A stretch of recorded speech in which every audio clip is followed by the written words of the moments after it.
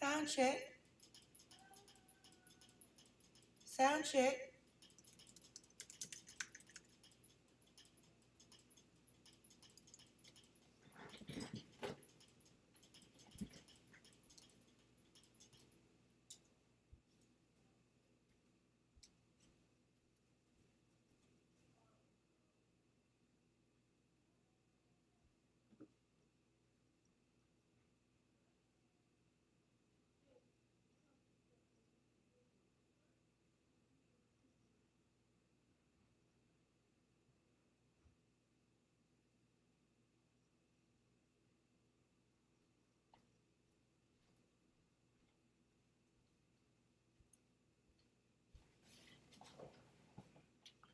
All right.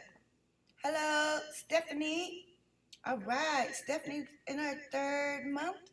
Lori Ingram. Can you all hear me? Let me turn it down a little bit.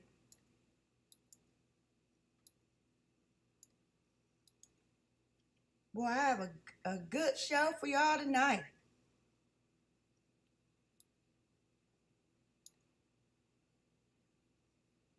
Desktop audio. Okay. Let's see. It's 8:49. I guess I was running a little late, but I'm going to give it another 2 minutes to allow as many people to come in as possible. Thank you so much to those of you who have already liked the live. I really appreciate that.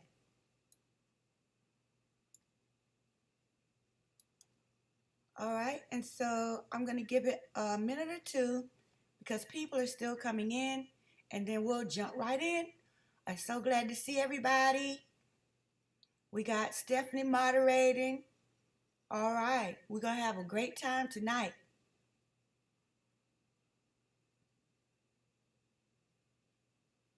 We still have people trickling in, so we'll give it another minute or two, okay?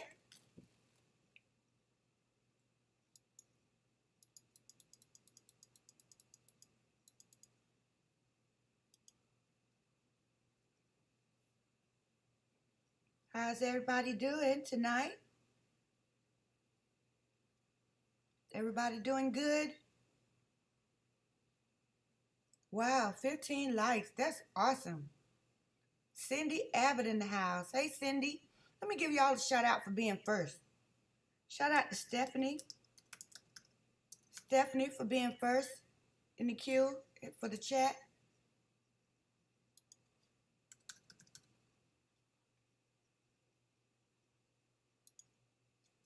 And let's see. Shout out to Lori Ingram.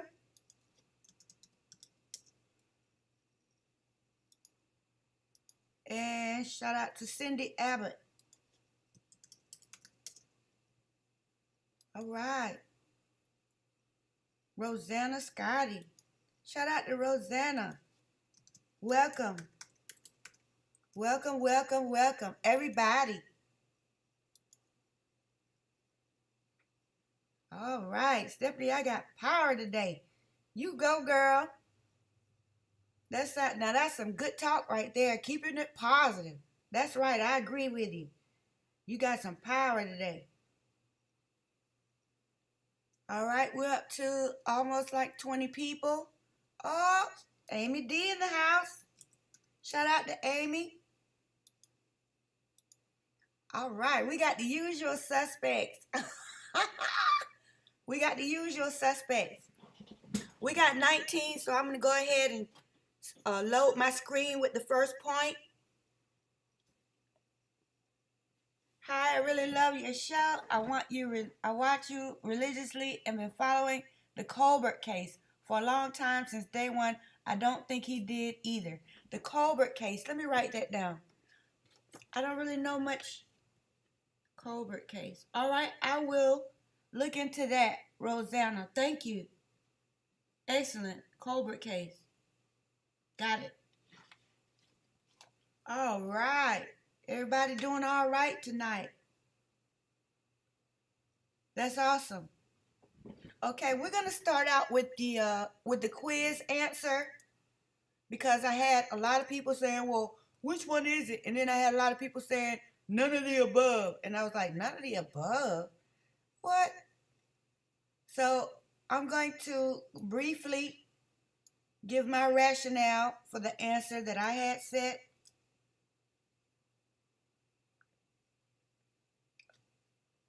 All right, here is the results, I believe it is.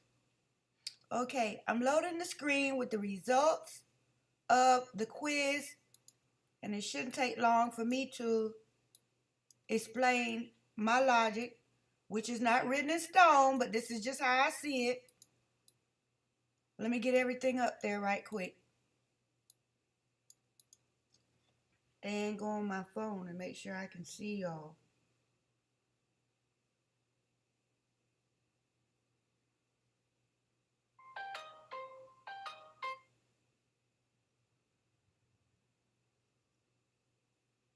All right, let me turn off volume.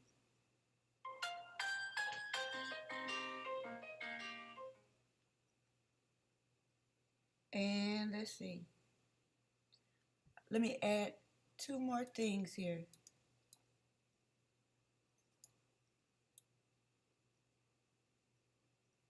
Okay, we'll start with the other one. Okay.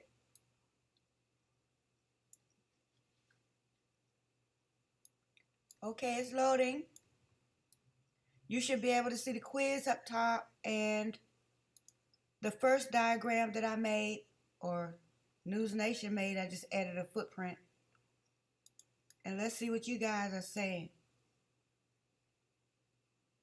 Okay, hey girl, I'm trying to say Brian Koberger. All right, we got Joe Garreau in the house. I believe that's Garreau. I'm trying, Joe. Shout out to Joe, Joe G. Welcome, welcome, welcome. Okay, now if you look on your screen, you will see the first diagram that I made. The footprint is of somebody coming downstairs. And the reason I say the footprint can tell us who was unalive first is because if the footprint was turned towards the living room, like in this diagram here, and it had blood on it, because remember, it's a latent footprint. That means somebody, you know, it had something on it. It wasn't just a footprint of somebody that came from outside in the dirt. You know, it had to be blood stained. Okay, it was latent, so they had to use I think they used amino black to pick it up. If it was pointing towards the living room, like in this diagram, then that means they had already been upstairs and come down and were headed towards, you know, Ethan and Xana's room. That's if it was pointed towards the living room. But if it was pointed the other way, and I have a picture of that, just one second.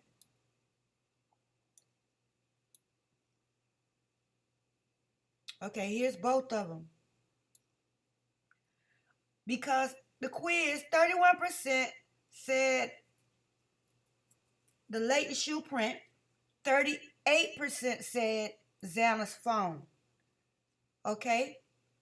I'm going to finish explaining about mine, and then I'll tell you why I don't believe Xana's phone can tell us who was unalive first. I think a lot of people pick that for a reason, but let's look on the left-hand side of the screen first. All right?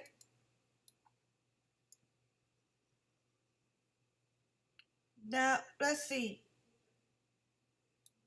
On the left-hand side, if the shoe print was pointed towards the stairs, that means that whoever did it had already been to Ethan and Xana's room. And they probably were leaving out. And I'm going to drop a bombshell on you. Now, think about where Dylan's room is. This is going to trip you out if I can just keep up with my own thoughts. Okay. If the killers, now first I'm skipping over something. We know that the front door was left open at least until 8:30 in the morning. We know this. All right? So, once the killers were finished, they didn't go back through the kitchen door in the back, in the back of the house. They didn't go, they went through the front door because they left it wide open. Neighbors and police report that that door was open. That people reported that door was open for a while until about 8:30 in the morning. So we know if Dylan and Bethany were asleep during this time, it had to be the killers that left it wide open. And so they didn't go back to the kitchen. If that footprint was pointed towards the stairs and it was in front of Dylan's door, that means that Ethan and Xana had to be killed first, because they had no reason to go back in that foyer. They had no reason to go back in the kitchen. They had no reason to go back upstairs. I'm just assuming a lot of things, but I'm just saying on a fundamental level, if the shoe print was pointed towards the stairs, follow me a little bit, that means that they were already in Xana and Ethan's room, and they were headed upstairs. And so they had no reason to go back upstairs if they went upstairs first. They had no reason to be in that foyer if they went upstairs. They had no reason to be in that foyer. After Xana and Ethan, they could have just went on out the front door. Okay, and then I also found it strange that they knew how to get out of the front door, because that house layout is very weird.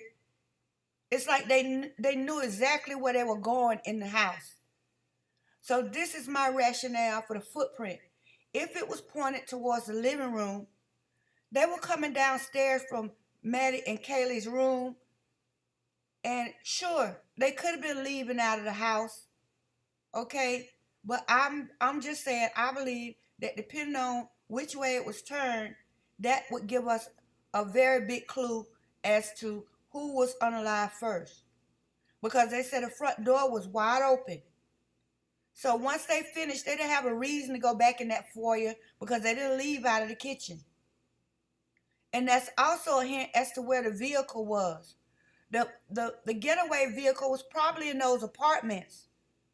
That's my guess. If they left out of the front door, 9 times out of 10, they wouldn't want to park in front of any of those houses. They would want their car to blend in with other cars in the apartment where there's really not too much camera action, going that would reach the house. 1122. All right, Kelly. But we also don't know whose shoe print it was. That's a great point, and let me give you a shout out for that, Kelly. I didn't see you come in. Thank you. Now, the point that I have to make about that is it was a latent shoe print. It wasn't just somebody's shoe print in black that was on the floor, and the FBI found it. According to the information they released, they had to use amino black to lift that print. So not only was it there, somebody tried to clean it up, and they didn't get it all. Because if it was a latent print with amino black, that means they were not able to see it really with the naked eye. They sprayed luminol or amino black or some substance to be able to identify it in the first place. And so this wasn't just a casual footprint from one of the many people that are always over there at that house. Because of the fact that it was a latent print. All right? Let me put the definition of a latent shoe print on right quick.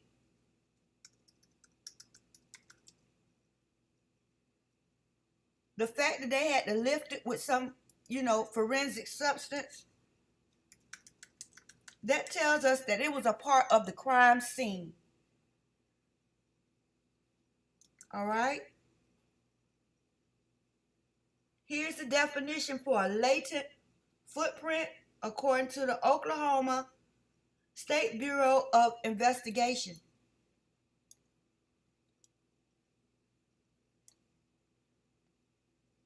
I'll read it first. The term latent means hidden. Latent prints are most commonly fingerprints or palm prints that are collected from a crime scene.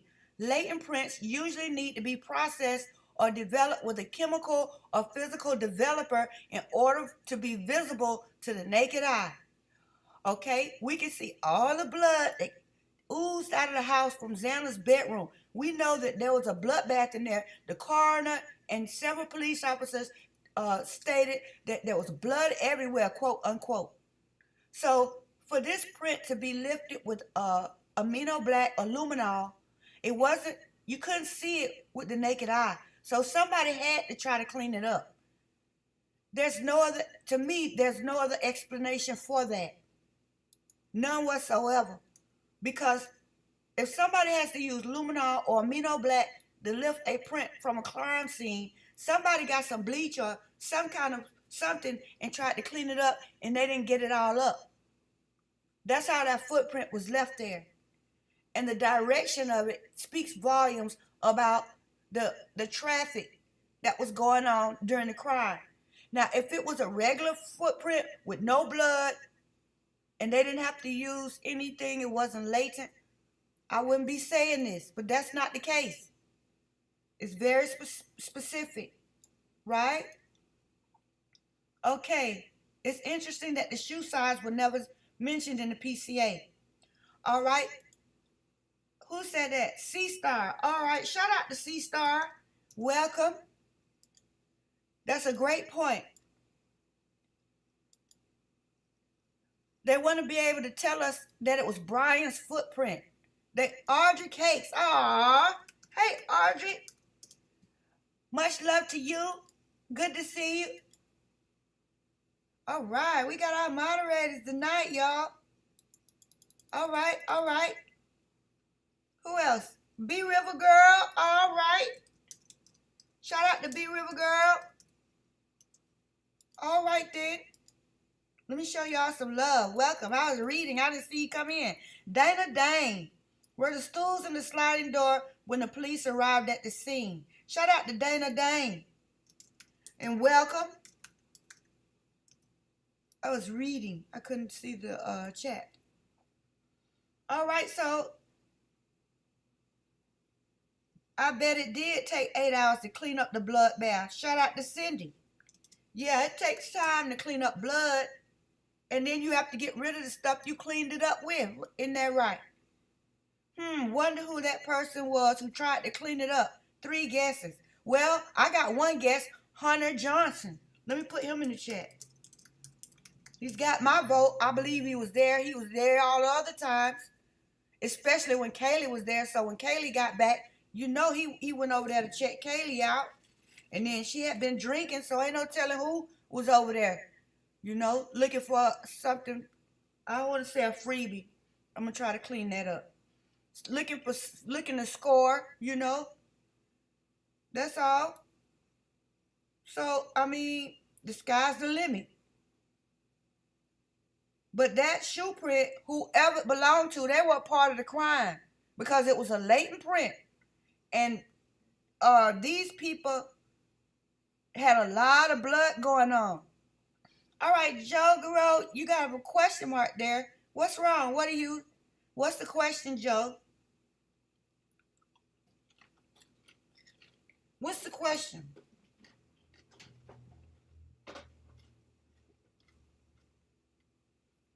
All right, now let's look at what other people voted for on the same quiz. All right, Xana's phone. The reason I don't feel that Xana's phone is reliable is because it could be anybody using Xana's phone that night. All right, Ed in the house. Shout out to Ed. Oh, that's so cute. Shout out to E.T. Good to see you. Good to see you. Terry Butler in the house. Oh, you know it's on now. Shout out to Terry. All right, where were we? Oh, Xana's phone is not dependable. We don't know who was on there trying to act like they were on TikTok, or they never once said that there was DoorDash order in Xana's phone. They never said that. They never said that. They just said based on a Xana order receipt. They said Xana received a DoorDash at 4 a.m. They never said according to her phone, or there was an order in her phone. They never said that. All they said was that Xana received the DoorDash at about 4 a.m. They never said, they never went into more detail as to how they know. So I don't trust that at all. And whoever was in the house, depending on how long they were there, which we know was longer than 9 or 10 minutes, they could have had Xana's phone. You know, who the cleanup crew could have done it. It could have been anybody. Because if those kids were unalive between 3 and 4, they had from 4 until 4:30 to go in the phone. All right. We don't know who's calling Jack from Kaylee's phone. It probably was her, but we can't prove that. Whoever was in the house, they could have used any of those phones. And so Xana's phone to me is not reliable as a timestamp for TikTok or DoorDash, because we don't know who could have had her phone. Dylan and Bethany could have had it for all we know. Or the police could have done it. You know, they could have been there. Anybody could have been there using Xana's phone. So that's just not it. Dylan's statement, I don't think I even have to expound on that one. I don't think anybody believes Dylan's statement. I know I don't. I don't believe a lot of what she said because it doesn't make sense. All right? I don't believe that Kaylee was on her phone blowing up Joe, what's his name? Jack Decor's phone, calling him all those times, and she had already been drinking. Usually when people have been drinking and staggering around, they go to sleep after after a while. After you've been drinking and you eat some food, 9 times out of 10, an hour later, you're gonna be asleep. You're not gonna be up playing with your dog.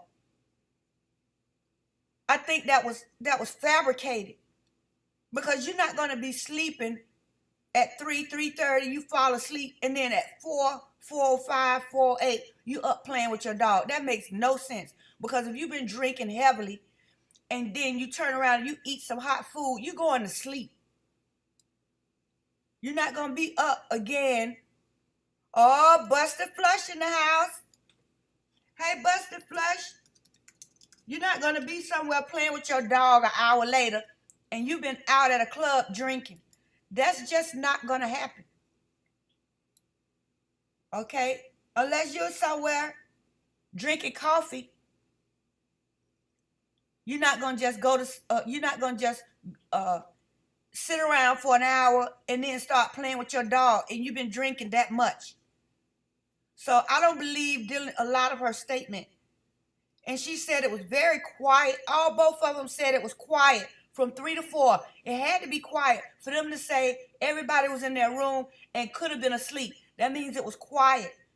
So if you've been drinking and you ate, it's quiet, you're asleep. You're not doing anything else but sleeping. You're probably snoring. I'm just speaking from experience. You probably was snoring. C-Star, who mopped up? Brian couldn't have had time to do it, given a tight window. C-Star, I'll give you the first brain, because that makes sense. And we need for what we conclude to make sense. All right? And so far, I mean, everything lines up with what we've been saying. That this statement was concocted and she had to sign it. And to be honest with you, I would have done the same thing as Dylan. Here's my room on the second floor, in the middle of the action. And I'm still alive. And it's 4 people in here that's deceased. And the only people in here is me and Bethany. We both still alive. I would have signed whatever the police told me to sign to say somebody else did it just to get my name out of the mix. I hate to say it, but I'm just being honest. You don't know what you'll do under pressure. That's a quadruple murder. You and your roommate, the survivors, y'all the prime suspects until they find somebody else. So I don't fault Dylan for doing what she had to do and signing that paper. But that bound her and the police to the statement. You can't change that now.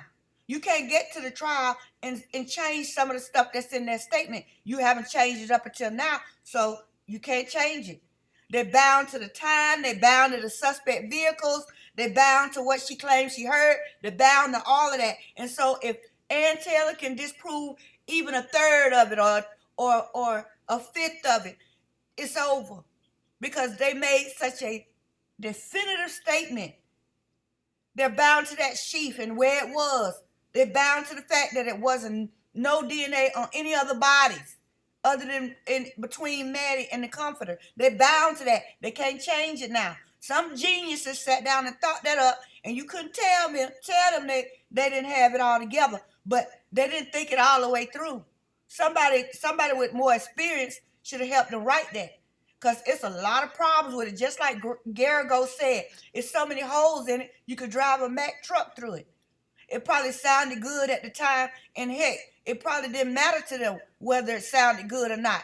The point of the matter is they were getting ready to get a suspect, and all the kids that were supposed to come back to school were going to come back. That was the bottom line for them. It probably didn't really matter how it went down after that, you know? Shout out to Shirley Eads. Hi, Shirley. Welcome and thank you for joining us. Shout out to Shirley. Okay, let's see what Shirley said. It was said it was a 9 shoe print. We know BK has a bigger foot. Shout out to... Okay, well, I hadn't heard... Had I heard it was a 9? I had heard that it was a man's size shoe. That's what somebody told me. But I haven't heard any evidence supporting either way. So I don't know. But thank you for that information, Shirley. That's the closest I've come to having some information. Alicia Mary Lee Richardson. All right, clocking in a bit late. Howdy, y'all. Shout out to Alicia. Good to see you, good to see you, good to see you. Welcome, welcome, welcome. All right.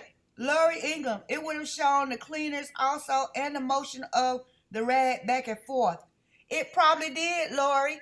The FBI did it. They don't mess around. It probably did, but they're not going to tell us that. Because then they'll have to admit that somebody was in there cleaning up. And Brian Kohlberg will be home right now. They can't tell us that. Shout out to Lori. I'm going to give you a brain for that.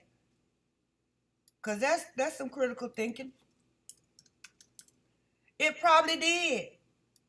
I don't think they got a perfect print. They didn't show us, they showed us a footprint of a feline shoe. But not necessarily one from the crime scene. I don't think it was nice and neat like that. We know it wasn't.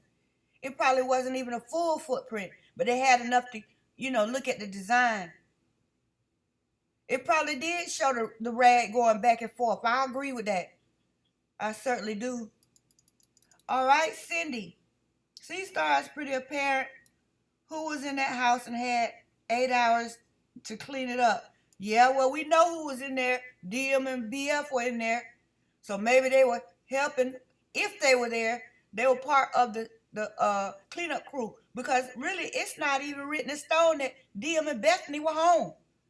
That's up for debate. That's up for debate. If you think about it, that's up for debate. All right, let's look at our last choice. The DoorDash driver. All right, we've been through this a million times. Only 12 people picked the DoorDash driver, so there's some hope. I don't believe there was a DoorDash driver. I believe it could have been a drug dealer dropping off some narcotics to somebody, and they might have used the DoorDash bag as a front. But I don't believe Xana ordered any food because they're very vague with that in the PCA, and it just doesn't fit. They're only reporting one white car coming down through there, and God only knows how many cars passed through there. So the DoorDash driver and the killer can't be the same person unless the DoorDash driver was a drug dealer and the killer all wrapped in one, and it had to be more than one person. So I'm saying, what drug dealer is riding around delivering drugs in restaurant bags and killing people on the side? I mean, that's a little far fetched. That's a little far fetched for me. Anything's possible, but that's a little far fetched for me. All right. Shout out to Cindy. What's going on, Cindy? What you been up to? You been up to something, Cindy? All right. So let's move on to our next point, because I just can't buy a lot of what's in there, and that was just my rationale for the footprint. You're welcome to share what you think. Ryan or Brian K. Oh, okay, all right. I see what you're saying, Joe. Okay. Anyone could have used Xana's phone. Rusty. What a hard truth. Rusty in the house. Now we can't have a party without Rusty. Let me give you a black heart. Shout out to Rusty, and I'm sending you some love. Glad to see you. Woo! All right. Now, what's going on? I was late for the poll, E.T. said. Well, after the night, it's kind of useless to take it unless you just want to be a part of the statistic. Kelly Dean, Kelly in the house, back and forth doing housework. Shout out, Kelly. Kelly Dean, yeah. I put a D. I think we got a couple of Kellys in here right now. So I'll put your initial. I'll use y'all's initial. All right. That's a good reason Bethany and Dylan are still alive. What do you mean by that, Shirley? Because they help clean up? Or what? Now, another thing, and I'm going to just throw this in here because I'm not going to put anything on the screen about it. But if they were removing organs, that took even more time. If one person was missing an organ, that just destroys the prosecution timeline. Because it's one thing to go and, slit somebody's throat or do something, nefarious like that, where, it's quick. But it takes time to do stuff like that. And there's already not enough time, even without that. And so if there were any organs missing, or if the bodies were overly mutilated, overkill, so to speak, then there was no time for that. I just feel like Ann Taylor is getting ready to put somebody out of their misery. I got that feeling, but we'll see. And then we're going to talk about why, and that's my next point, as a matter of fact. Oh, we got an Aussie. We got an Aussie in the house. Voted Mayhem. Shout out to Voted Mayhem in Australia. Where you at? Brisbane. Where you at? Voted Mayhem. Shout out to Australia in the house. Always supporting the hard truth. We love you. We love you, Aussies. Y'all got it going on. Y'all got all the game over there in Australia. We know it.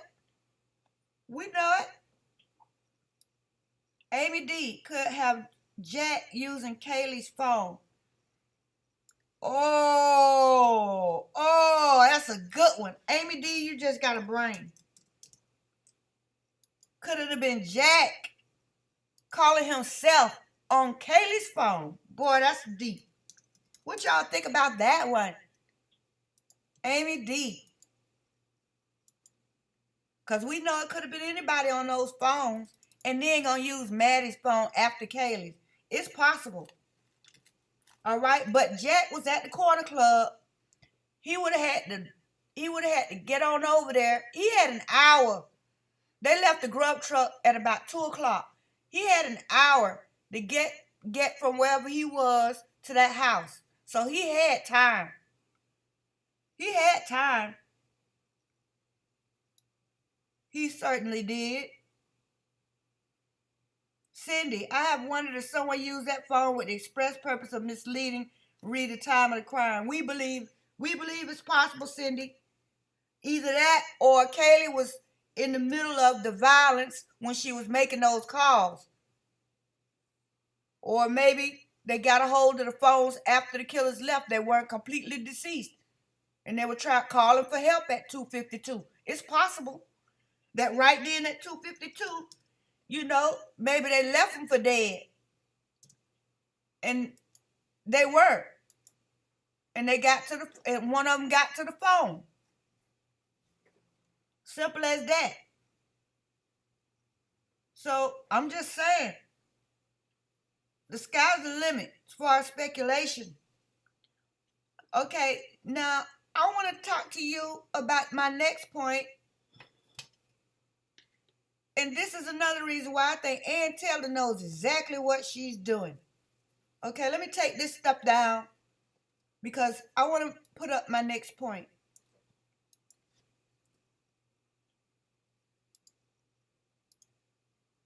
All right, I'll leave those images of the footprint up for a little while, up here on a smaller scale, but we have to move on because I have a couple of things I need to cover. All right, next we're going to talk about the grand jury, and it's not what you think.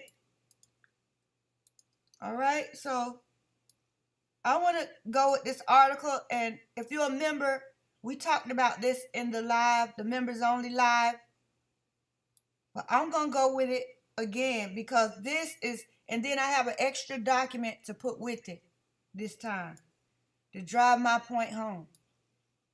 All right, bear with me in the chat because I can't see you when I open all this stuff.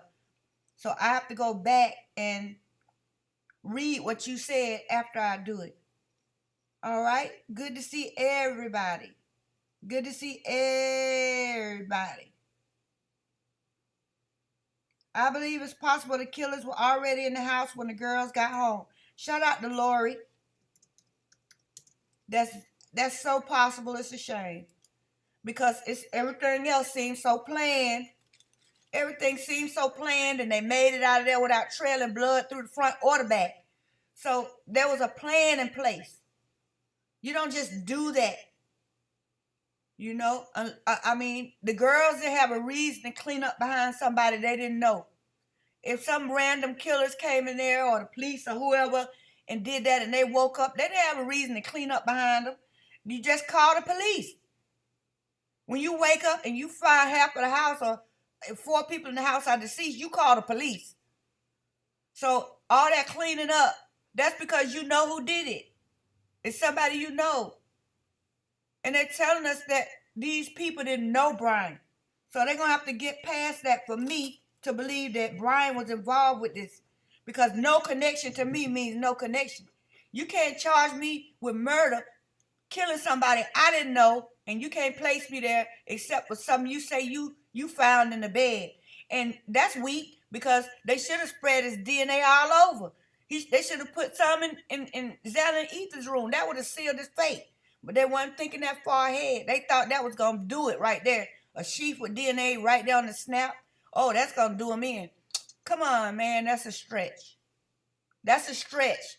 And anybody that just believed that Brian Kohlberger or anybody else with an IQ more than 25 would go in a house and do something, a quadruple murder, and then leave anything behind.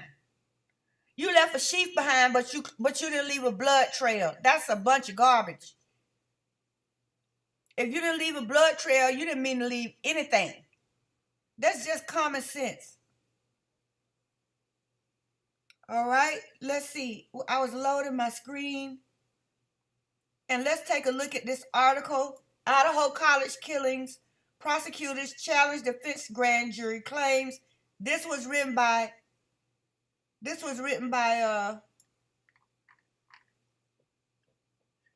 Sasha Pizanic. And I don't know why it's not interacting. Hold on a second.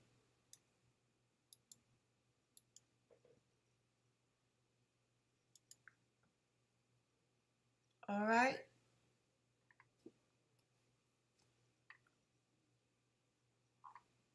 It should let me scroll up.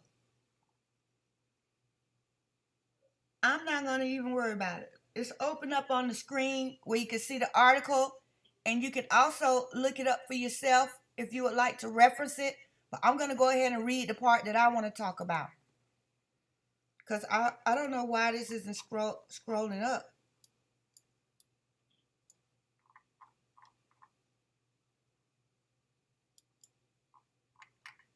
No, it's not. Okay. Well, I'm going to go ahead and start. Let's see. All right. It says,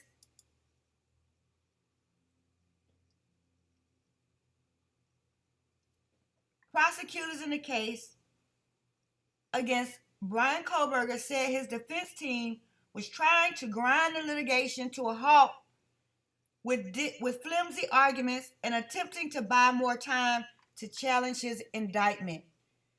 Defense attorneys for Kohberger, a one-time doctoral candidate, had asked for a stay by raising allegations of technical violations without ever explaining how any reached the substantial standards set forth in Idaho's jury selection process statute.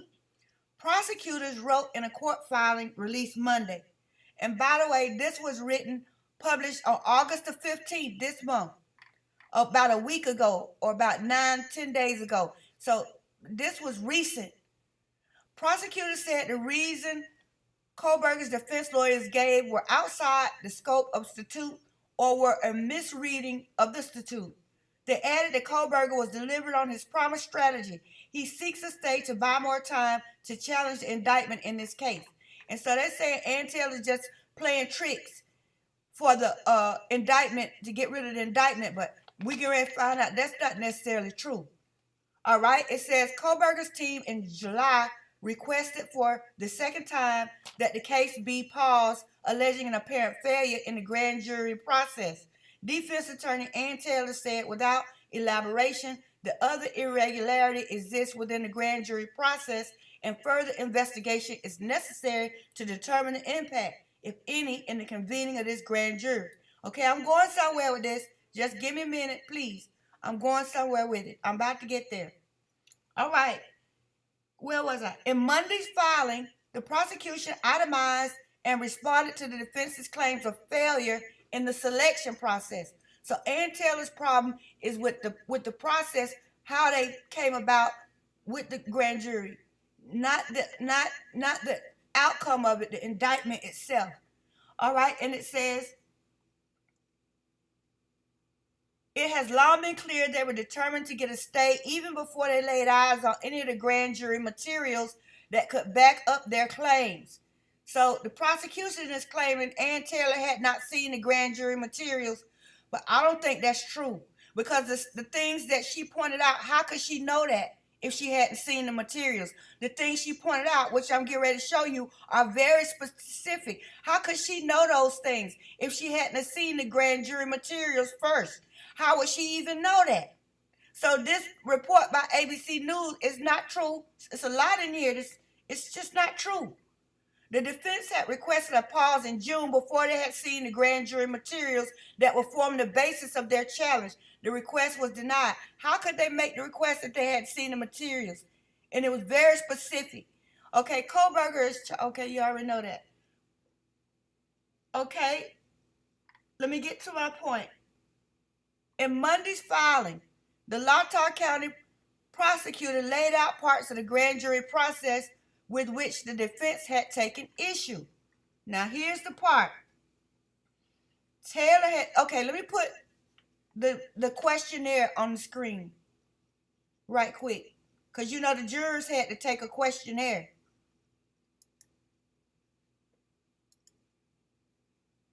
All right, here's the questionnaire.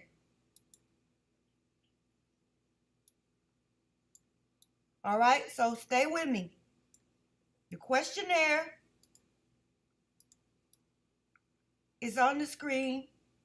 And let me read this part of the article so you can see exactly what these people were talking about. And this is how I know Ann Taylor had to see the materials first.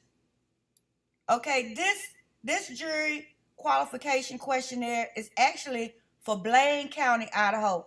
I couldn't find Latah, so I found several other counties, but not Latah.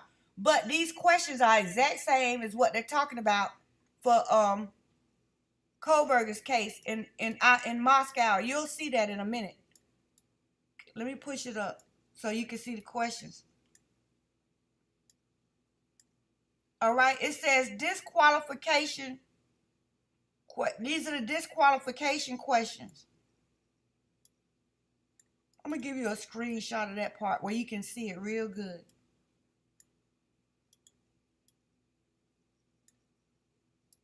These are the disqualification questions for the questionnaire. Okay.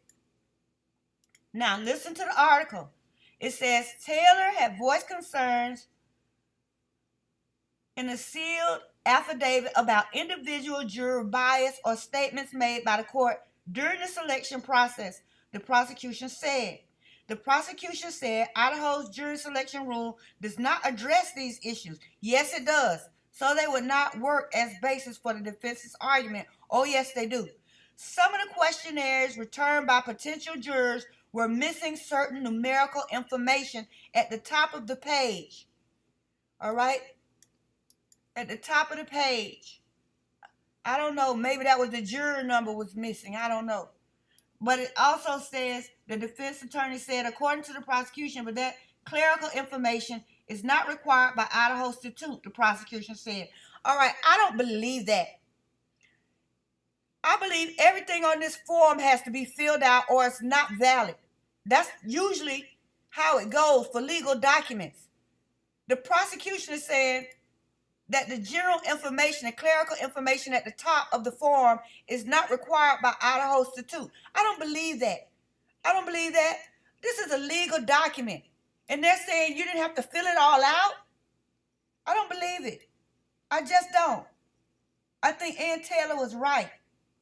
If they didn't fill it all out, they should not be qualified as a juror. What you think about that one? Do you believe that if they didn't fill out the whole form, they should be a juror? Yes or no? If they didn't fill out the whole form, should you be allowed to be on the grand jury if you didn't fill out the whole form? Believe me, it's getting ready to get worse.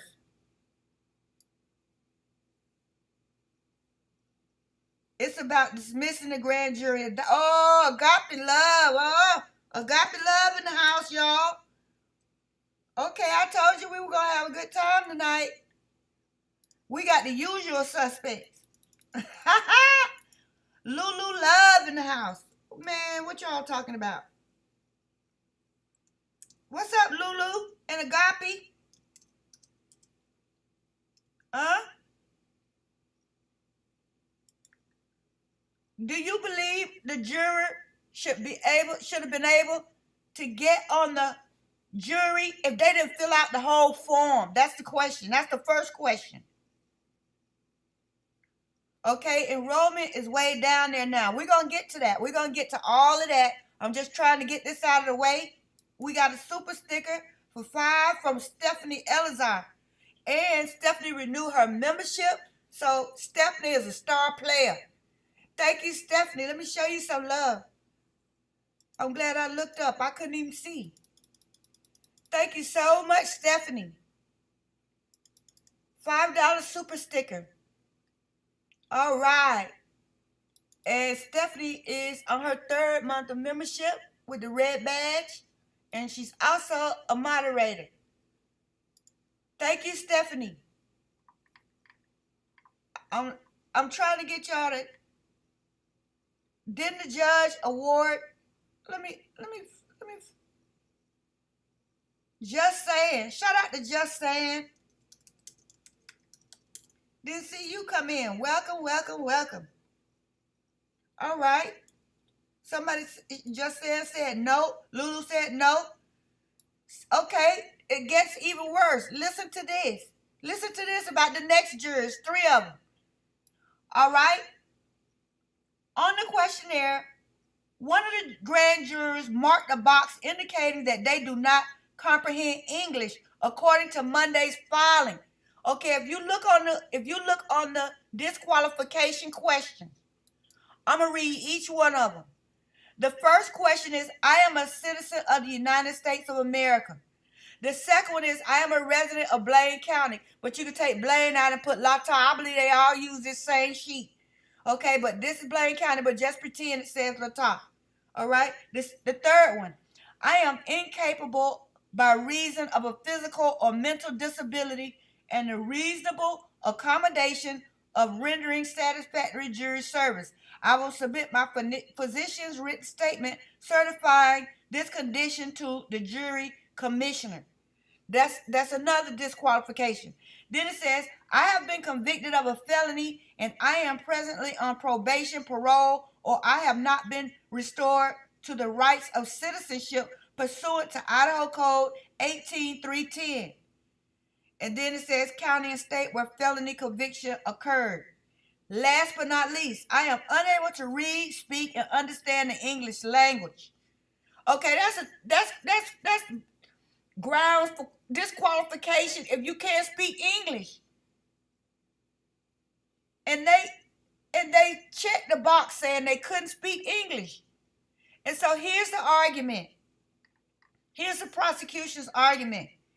If someone can't understand English, that indeed disqualifies them from sitting on a grand jury. However, the juror was presumably able, okay? You reading the sheet, it's on the screen. Oh no, this is the article I'm reading. Okay, it says the juror was presumably able to otherwise complete the questionnaire form entirely in English and to participate in the grand jury proceedings, the prosecution said, which shows a mistaken stroke of the pen that merely checked the wrong box of a lengthy form rather than a language barrier. My question is, did this juror speak English during the grand jury trial? This is my question. All right, this is my question. Did the jury speak English during the hearing, during the process? Because anybody could have filled out that form, the rest of the form. And should they have been disqualified for checking that box? Because on the form it says a disqualification is you can't speak English. So do you think the juror, let me stop being biased. Do you think that the juror that checked the box saying they couldn't speak English should have been able to be on the jury? Do you have to talk as a juror in the proceedings, or how were they able to participate if they can't speak English? Did they have an interpreter and they just don't want us to know?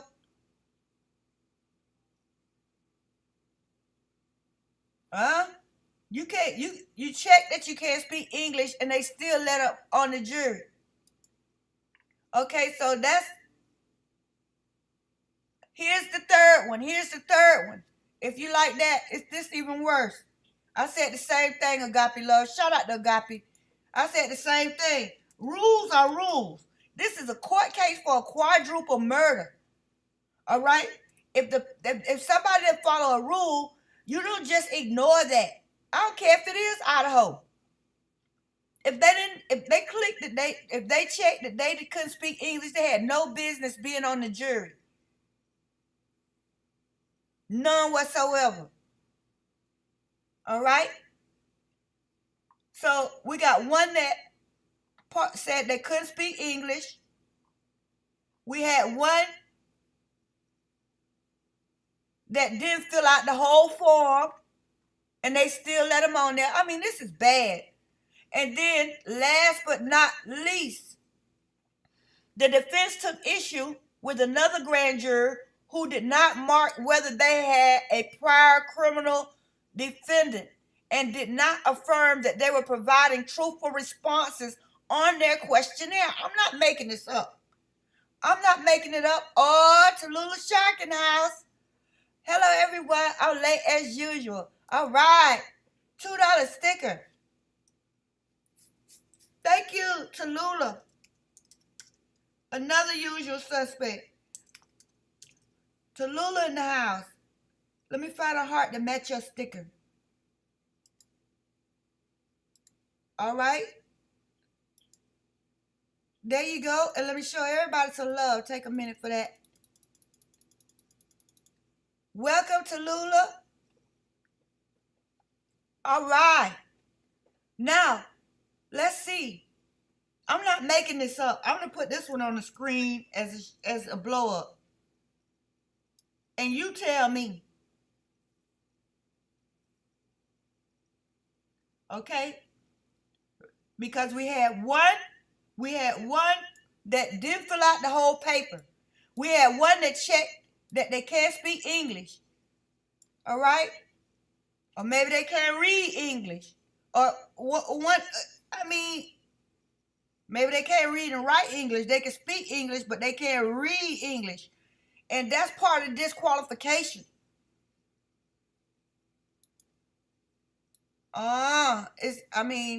We getting some stuff here. But this one is the worst. This is the worst right here. The person did not disclose a criminal history. I'm not making it up. Honest.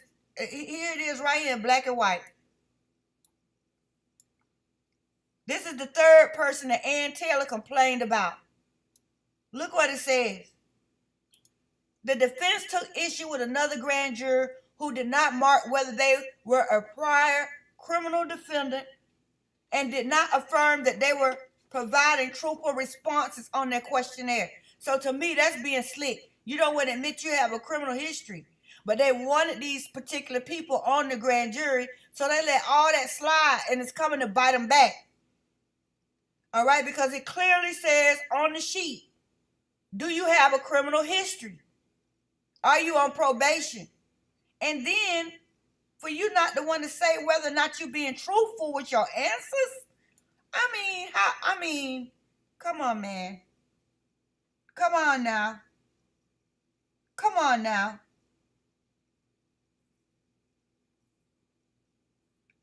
Jury was presumably able to get their brothers off the hook. Kelly D. Shout out to Kelly. Let me see what y'all are saying about this. Shout out to Kelly D. What are y'all saying? That's 3 people that didn't fill out that form right. And it's not Ann Taylor nitpicking. This is business. You can't just fill out a form and expect somebody to accept it. You can't even get food stamps if you don't fill out the whole form. And here we got a quadruple murder, and they want all 3 of these people to be able to walk. Come on now. It's just ridiculous. It's just ridiculous. Miss Lindy J. Shout out to Miss Lindy J. Don't get me upset in here tonight. I'm just flabbergasted that anybody, would think that this is okay or no big deal. What they say, what does Coffin Differ always say? It's no big deal. It's no big deal they sent the DNA all over the country. It's no big deal that these jurors didn't fill out their form correctly. It's no big deal. Waiver of speedy trial surprised me. Hey, let me tell you something. If you don't take speedy trial, you know how long you're going to sit in jail? You know how long you're going to sit in jail for a waiver of a speedy trial? We're going to get to all of this, but let's just stay on topic because I'm trying to go and I'm just going in order of my notes so I can cover everything. How could these people go on any further than the questionnaire? Laurie, I'm going to give you a brain because first of all, that's evidence that you're actually listening to me. Because there's people in this chat talking about some of everything. So Laurie, I'm going to give you a shout out for listening to me. Give you a brain. Because you actually listening to what I'm saying. Okay, I'm gonna give love to everybody. So y'all will say, don't be like that, Hard Truth. Don't be like that. We listening to you. See, I know how you think. Now listen, I don't think any of these three should have been on there because they didn't fill that paper out right. Somebody needs to be disbarred. Oh, Laura listening to me. That's another brain. You don't just, this is the law. You have to fill the paper out right. And who took these papers? They didn't help them. Okay, you picked the people you know were going to indict Kohlberger. Don't you think you should have helped them fill out these papers right? Or they just didn't care?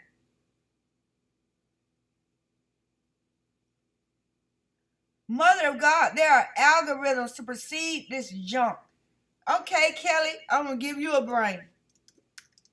Because you would think that something would beep or go off, sound off, a siren would go off, and somebody would say, hey, you can't be a juror. Or go back and at least go back and fill out all of the paper. You ever filled out a paper at the doctor's office and they give you the clipboard back and they say, well, you forgot to fill in this part right here. You can't even go to the doctor without filling out all the paperwork and filling it out right. But here, a quadruple murder, and you ain't even got to admit you got a criminal history. What in the world? Cindy, Terry Butler, prosecution has been so slow in turning over discovery, they backed them in a corner, almost had to have more time for Ann Taylor to prepare. No, it's something wrong, but I'm not getting to that yet. I'm still on the jury, the grand jury. I'm going to get to that, Cindy. Shout out to Cindy.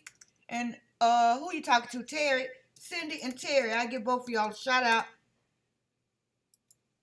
And we're going to get to that. We're going to get to that. I ain't going to leave a stone unturned tonight. I'm ready to go. I got my notes and everything. I had a great day today. Praise the Lord. And I'm ready to go. All right. Listen. I think all three of them should have been disqualified. And I think Ann Taylor should be able to get something get the indictment thrown out. I mean, at first I thought she might have been grandstanding or wasting time. But when I read these things, I was like, Ann is right. This grand jury, those three people shouldn't have been on there. I just agree. And that's not nitpicking. It's the law. They didn't follow the rules. You know, you have to fill the paper out right.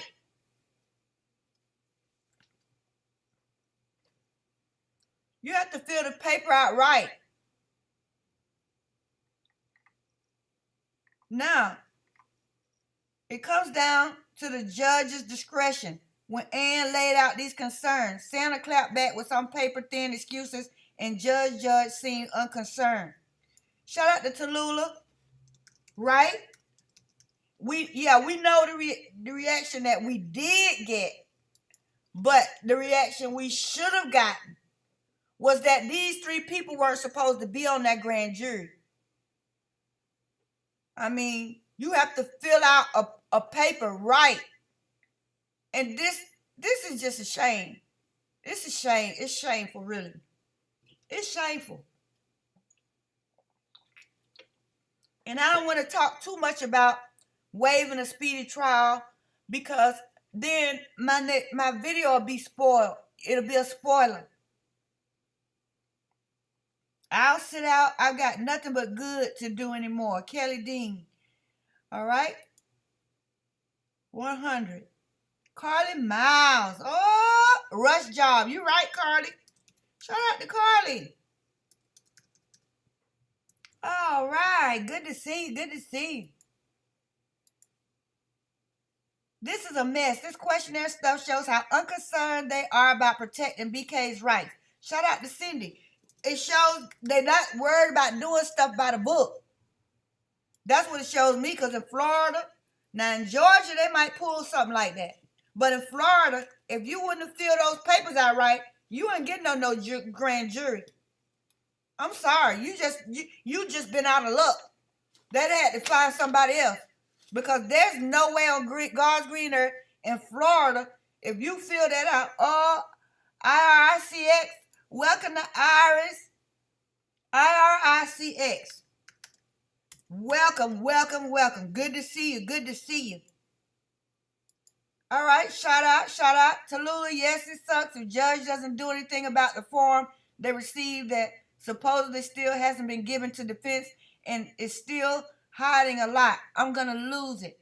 All right, shout out to IRICX. Yep, I tell you what, I think somebody higher up already told Judge not to do anything about it. Okay, let me send you some hearts of love. IRICX, good to see you. I see you. All right. It's just the truth.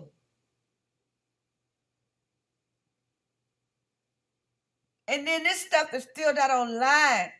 So how in the world did it get through?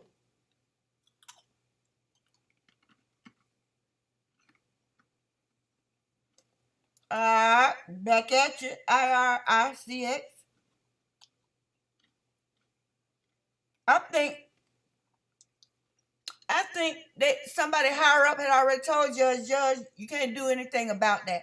No matter what they say about the grand jury, he's gonna face a trial one way or the other. Okay? So, I mean, that could have been it. All right? Now, let's move on. I want to talk about the timeline.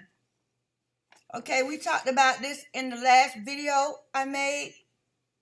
I want to go back to it and make a few points.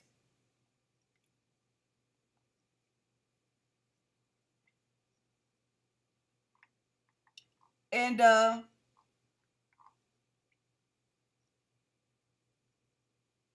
I'm going to close this out. This browser. It's not doing me any good anyway. Now, let's go back to the timeline. And then we'll talk about the speedy trial after that. Okay, deal? It's only 10 o'clock. We're going to get to it. It's only 10 o'clock. So we're going to do the 4 to 425 timeline.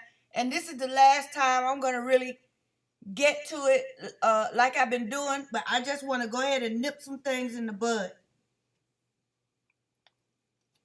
All right? Because some things just don't make sense. Some things just don't make sense.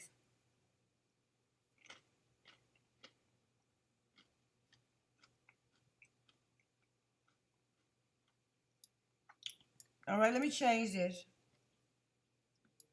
All right, y'all did real good with that because usually y'all be on some of everything when I present some weird stuff like this. All right, I'm gonna take the questionnaire down.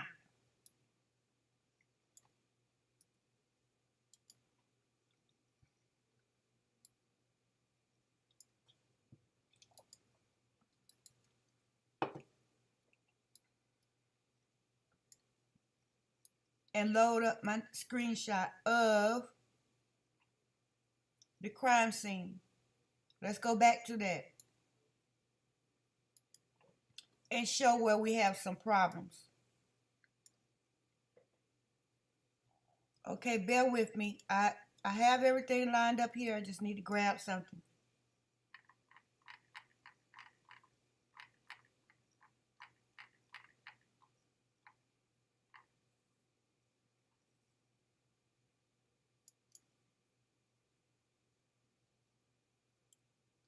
All right.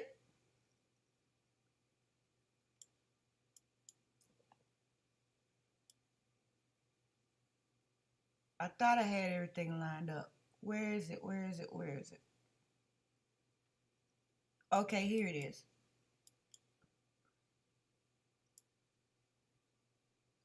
All right, let's go back to the crime scene. I want to talk about that. And the first thing I want to talk about is the fact that Kaylee and Maddie were found in the same bed. That's what I want to talk about next. And this picture is going to take a minute, but it should show on your screen in just a second. All right, shout out to Vicky Gutierrez.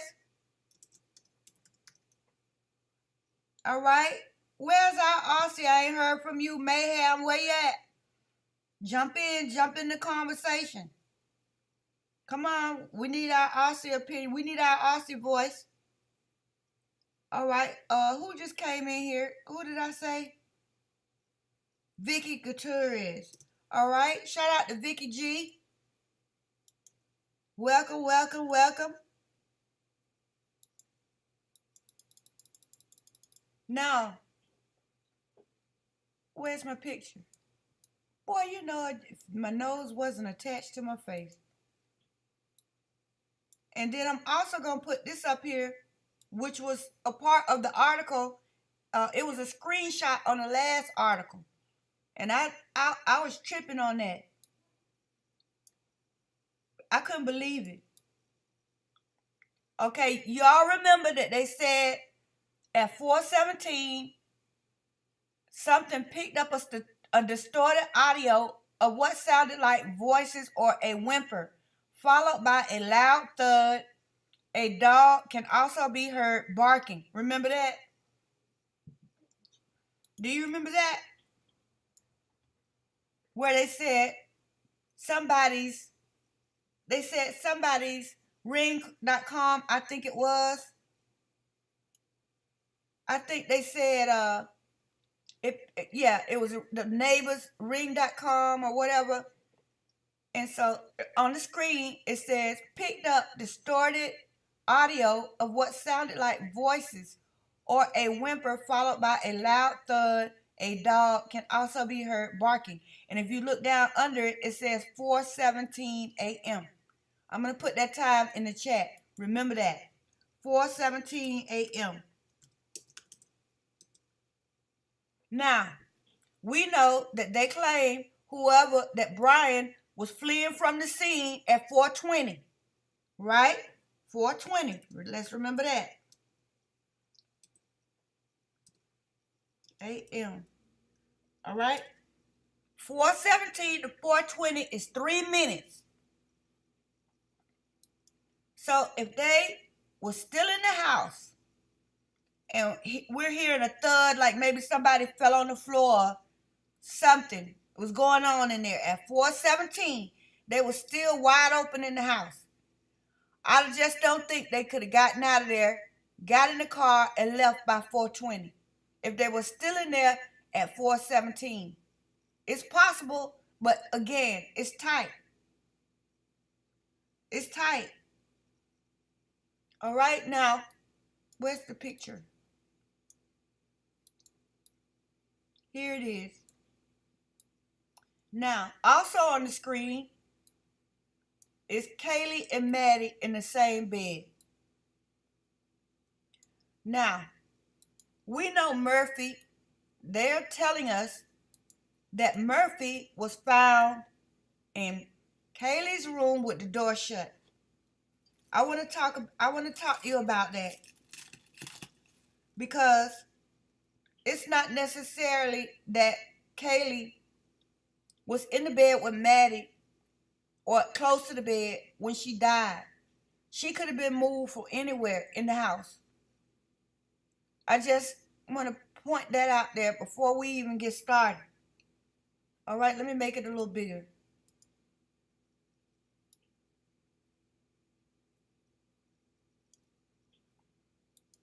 Now, for Kaylee and Maddie to be in the same bed, what can we deduce from that?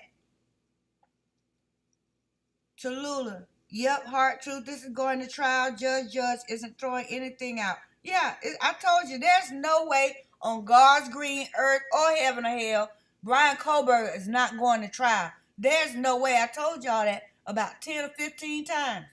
There's no way this is not going to trial. Okay? You have to make, as an attorney, you have to make a valiant effort for your client.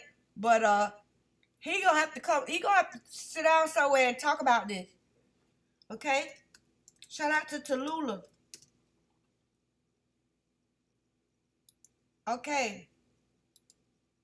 Kelly Dean, not following the rules in a blue town normal under this admin. Evidently so. Shout out to Kelly D.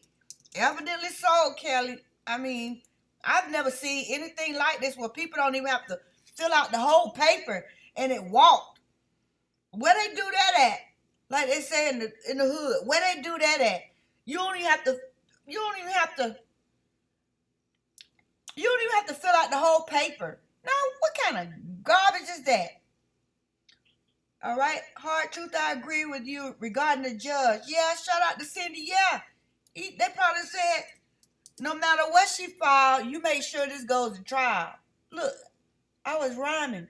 No matter what she filed, it's going to trial. See, I could write some rap. That was rhyming right there. File and trial. Did y'all catch that? Did y'all catch that? How smooth that was?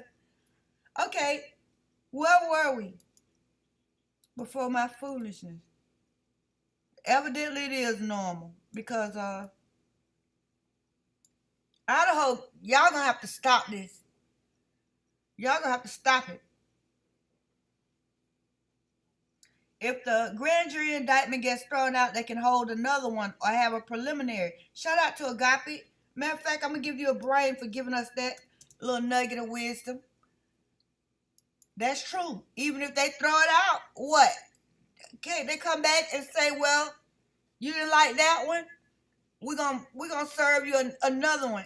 Exact same thing on a different plate, in a different bowl, but it's the same soup. Yep, they can do it. But they can file something.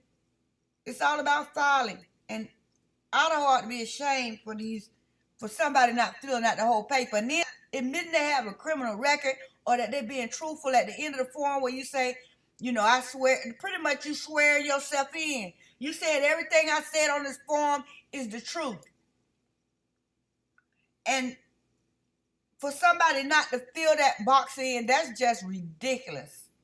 I just can't believe it. I just can't believe it. Okay. Well, Carly Miles. Who tells the judge what to do? He's supposed to go by law. Carly, there are higher ups. There are cartels, mafia, university presidents, a lot of people with power and money that can say this is going to trial, to where when they walk in there, no matter what papers they shuffle, it's going to trial. It's called bureaucracy.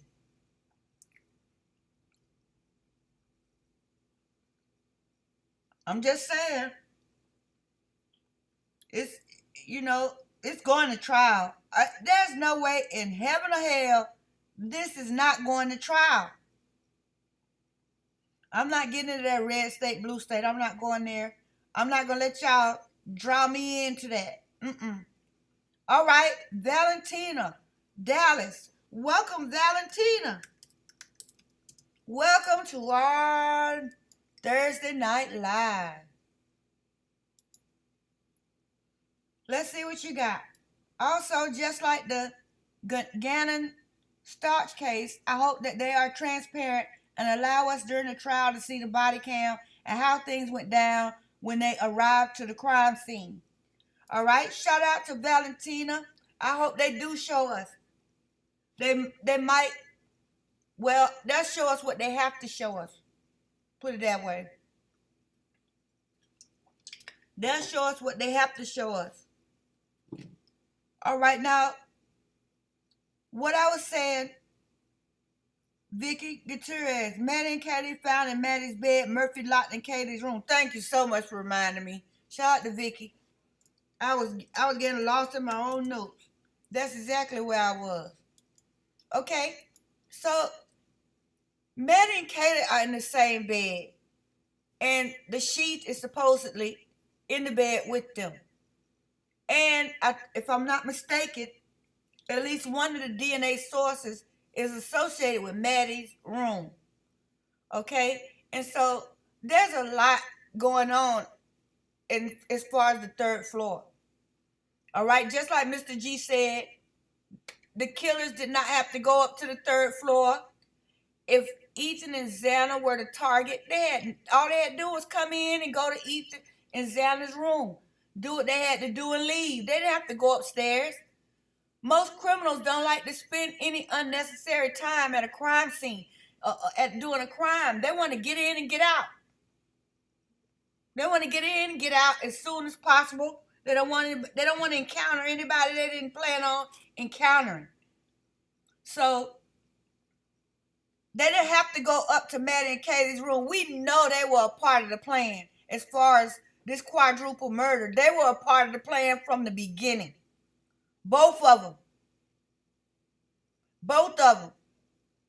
Because it's possible that at least one of them was asleep up there.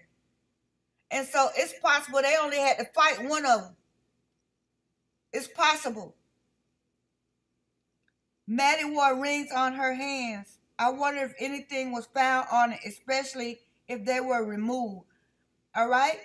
Let me see where I got this from. Kaylee and Maddie put themselves out there for suggestive stuff. Kelly Dean, I'm going to give you a brain. We're going to be here all night then. Talking about this stuff. Let me tell you, that OnlyFans right there, we can see pictures online with the filters and the half, half dressed stuff. We know what that was, especially Kaylee. Even on the picture of all of them on the porch. And a lot of people ain't gonna like this. They're gonna say don't sound victim shaming. The truth is the truth.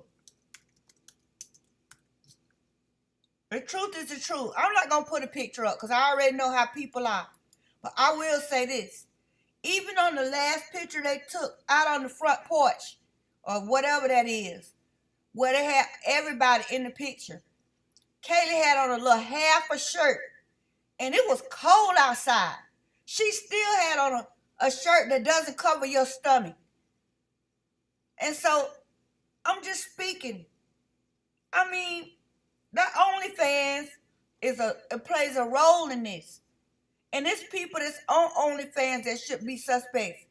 Based on who's in those girls' phones. That's what they need to be looking at. Okay, unless Brian had OnlyFans, they say no connection. Ceteris paribus. Cartel on the grand jury, no speak English.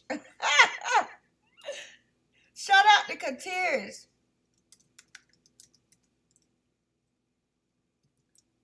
Welcome, welcome, welcome. Yeah, they got a cartel on the grand jury, no speak English. Well, somebody didn't speak English. And they let them on there.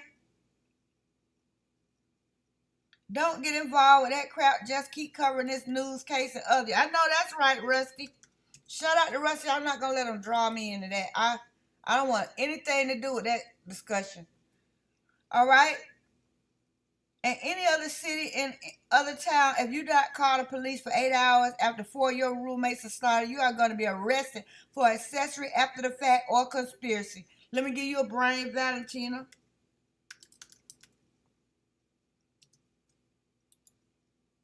Where do they do that? Where you can call the police whenever you feel like it. And there's 4 people deceased in the house. You call the police when you get good and ready.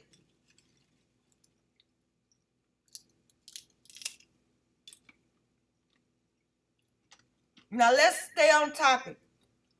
We got Kaylee and Maddie in the same bed. And they're saying that there was something under Maddie's body, between her body and the comforter. It didn't fall from anywhere. Somebody placed it there. They meant to leave it there. And so, if they meant to leave it there, we can stop all this discussion about how messy and sloppy Brian Koberger was in the crime. But we're going to get to him in a minute. But it just seems to me How did Kaylee end up in Maddie's bed if the killer came in and Kaylee was playing with her dog? How did she end up in Maddie's bed if she was playing with her dog? And then the people in the house, a minute later, 60 seconds, she's still there with the dog. And then she's fighting with these people. How did she end up in Maddie's bed? How?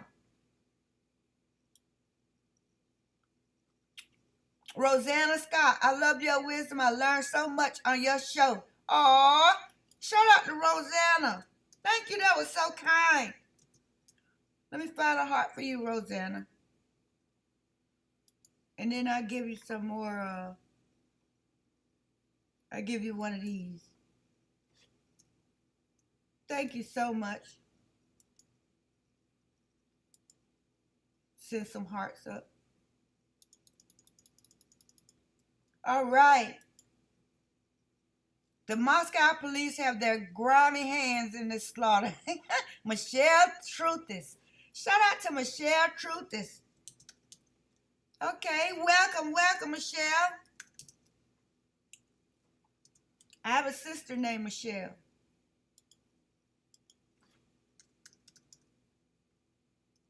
Now let's see. Shout out to Michelle. Let me find you a purple heart.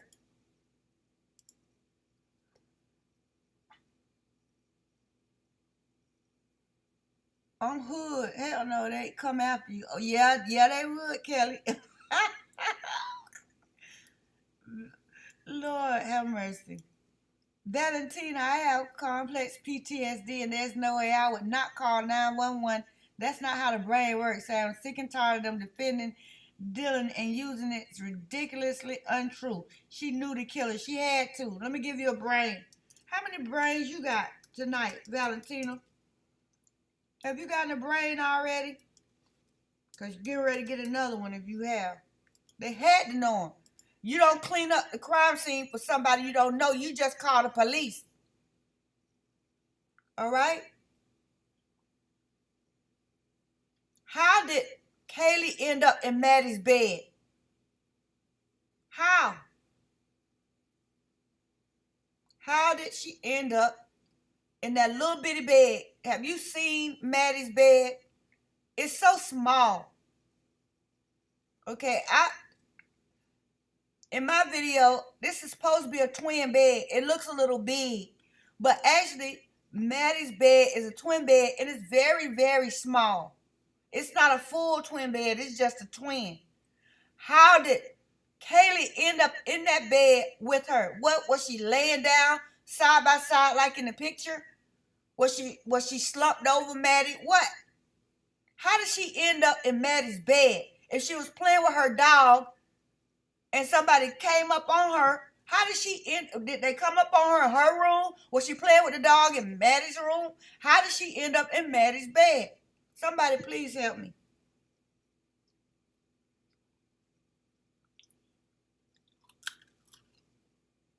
Huh?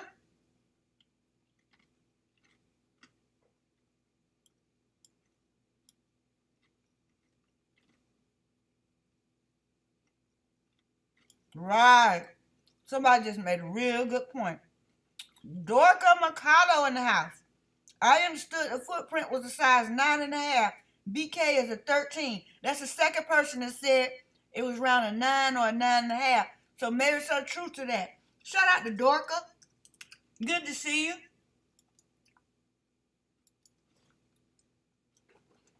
Good to see you, Dorca. Let's see. Now,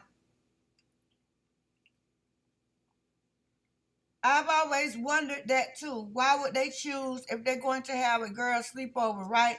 Why would they both be sleeping in a smaller bed? Did Kaylee move her bed out yet? No, she did not. She had a full-size bed in her room. You could see it on some of the crime pictures.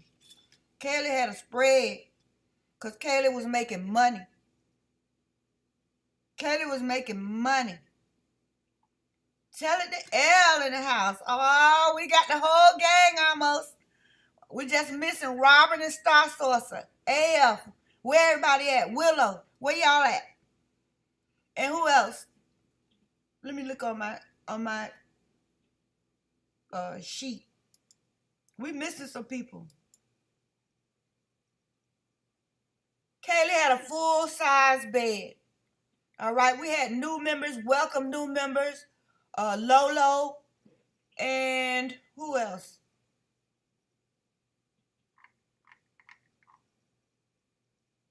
We had 2 new members.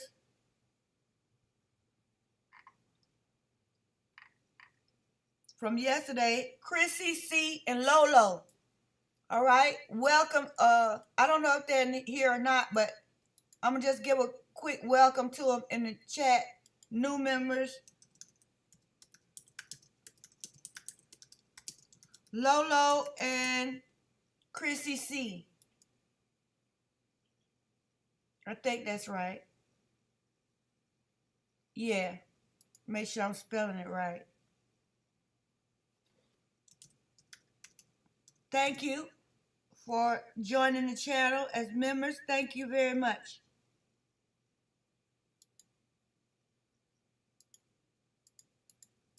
All right. Tell it to L. A shout out to you. All right. Dylan needs to decide whether these people were asleep or playing with dogs, ordering food, etc., being loud. She gave us, we got so much information in there, right? Tell it to L. We got so many things being said, really too much, to where it just makes less and less sense. It's making less sense. She's already said too much. Or whoever put it in her mouth, you know. Base morals, I bet you that's some junk. Kelly Dean. Agape Love. Valentina, I read about them going to Vargas' house allegedly. Okay, tell us about that, Agape. I don't know about that. Lori Ingram. Maybe she heard something coming from Maddie's room, went to check, and was attacked by the perps. Okay, you know, that fits the scenario in my last video.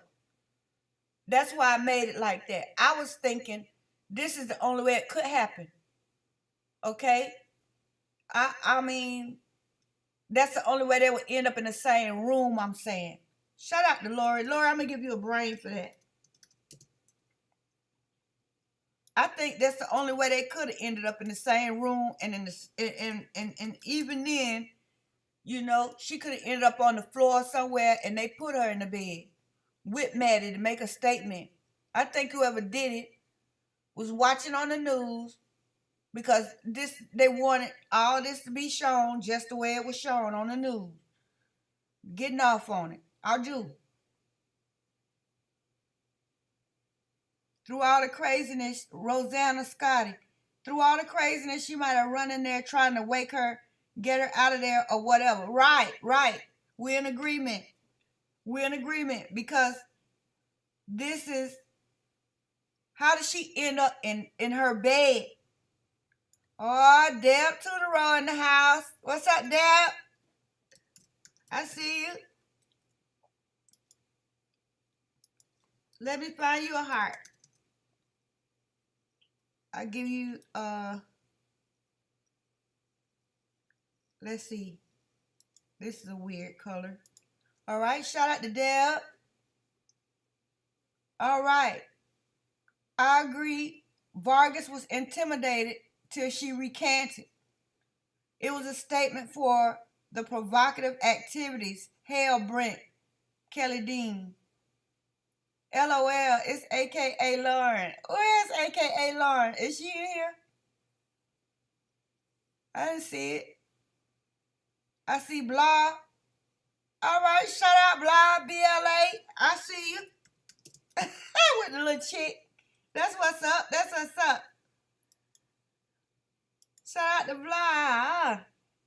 Okay, I couldn't even see it. That's what's up. Okay, somebody's saying something about Murphy. Dorcas said, I believe Murphy was not there when the murders occurred. Dorcas, let me give you a brain. Because guess what? There is a police log where it says it was a dog outside barking in the cold all day or all in the afternoon, or I'm not sure about the time, but there was a dog barking. That's on the 13th or the 12th or one of them. Hold on. I'm going to get another Diet Coke. I'll be right back. There was a report of a dog outside barking his head off, and I think it said he was 2 miles from the house. That could have been Murphy. And then all of a sudden he pops back up in the room.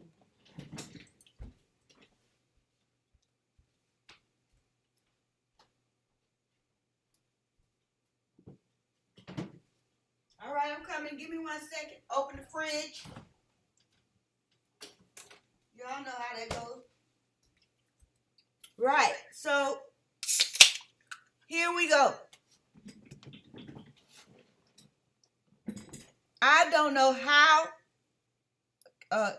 Kaylee, most likely, somebody brought up a good point. Kaylee had a big bed in her room. Maddie, if they were going to have a sleepover, Maddie could have been in Kaylee's bed. Or they might not even, I mean, it seemed like Kaylee was very removed at the grub truck. She had her head stuck in her phone. She was very removed from the situation, of environment around her. So when she got home, it seems to me like she would have been in her own room with the phone, with her nose down in it. We know she probably was calling Jack over and over. And so maybe finally she went over to Maddie's room to get Maddie to call Jack, and that's when everything jumped off. You see? I believe Kaylee was in her own room when they got back with her nose in her phone, because that's how it was the whole time she was on Twitch and body cam. And so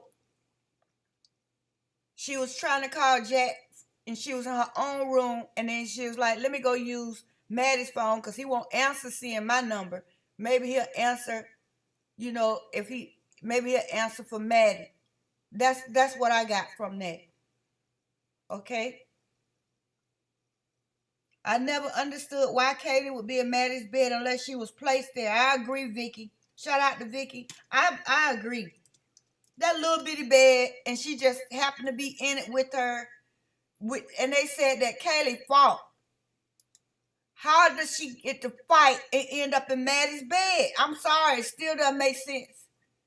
They say Kaylee fought hard. She had defensive wounds, and it wasn't like somebody just walked up on her and got the drop on Kaylee. They had to fight Kaylee. And so how did she end up in Maddie's bed? How did she even end up in Maddie's room unless they were all in there together? They say there was no blood or anything. Mr. G said there was no blood in Kaylee's room. I'm going to put that in the chat. The only thing that was in her room was the dog. And they said the dog was clean and there was no blood. Mr. G said there was no blood in his daughter's room. Nothing on her bed. He said that. I can't say right away when or where he said it, but I can find it. Oh, Lolo, that's AKA Lauren. Lord have mercy. You did say that. You said after a day or two you can change your name. Yeah, you did say that. Okay, good. I'm glad to know that, because I was like, I haven't heard from Lolo, and she just joined. It's been 2 weeks or whatever. And come to find out, I should have noticed that your name disappeared. You did say after a couple of days I can change my name. You did. All right, Lolo, let me show you some love. I'm sorry. I should have been paying more attention. Well, at least you popped up in here and clarified it. Good. All right. Much love, much love. And I'm glad you changed it. Because this AKA, but not that Lauren, that's crazy. Oh. All right, that's good. That's good. All right, so noted, so noted. All right, where are we? Where are we? I never understood. Okay.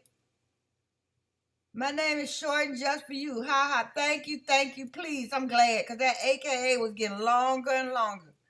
And I was like, it's going to be a paragraph in a minute. Her name is going to be a paragraph. Every time she gets a shout out, I'm going to have to read a paragraph. I don't think the dog was there.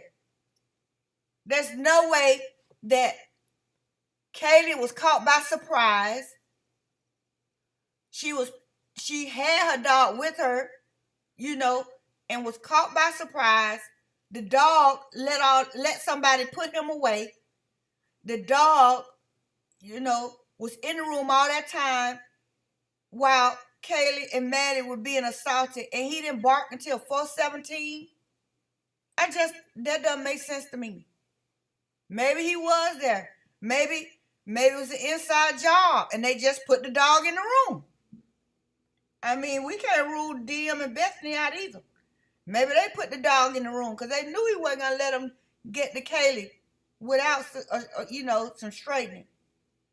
Maybe Dylan and Bethany put the dog in the room. Or maybe the killers were waiting for them when they got home. The dog was already in the room. And Kaylee never made it to her room. Maybe she never even made it in her room. Maybe when they came home, they had been drinking. They had the little macaroni and cheese or whatever it is, the carbonara.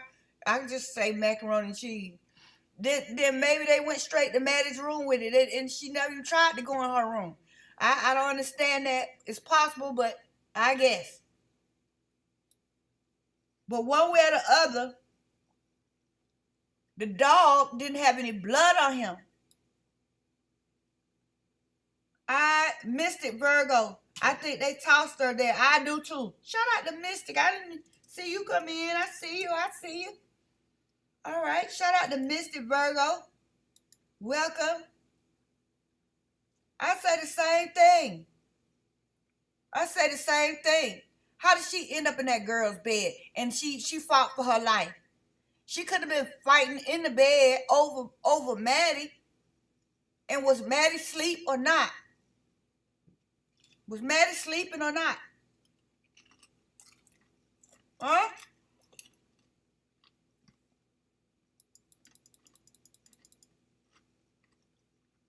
Okay, Tallulah, Shark, LOL.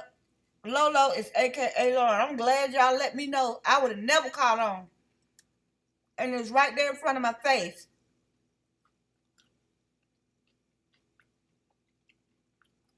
Yes, Stephanie, and I want to make a channel soon because I have literally screenshot and screen records of them deleting my comments numerous upon numerous times. And they do it to Christian creators too. Yeah, I feel you on that, Valentina. I feel you on that. One of my videos was deleted. The one about the timeline, as a matter of fact.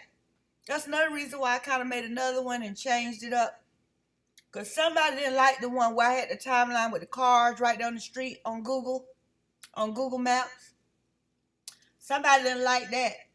So I was like, okay, I don't want to piss anybody off, or excuse the expression, make anybody upset, but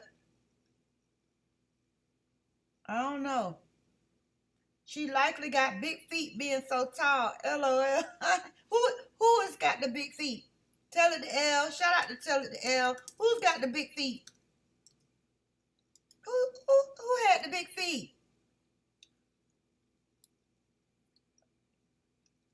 I'm curious about the personal driver they had. Swampside chick. Oh, shucks. Shout out to Swampside. Welcome. Shout out to Swampside chick. Now, he is a pain in my rear. That driver is the same one that says he gave Brian Kohlberger's name after the December the 7th press release. Remember that?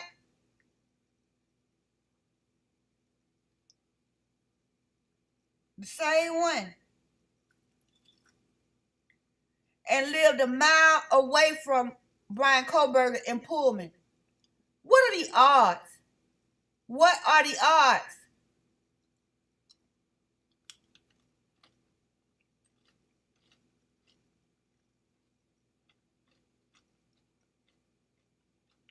The second guy brought KG to MM's room. Now that's very interesting, BLA.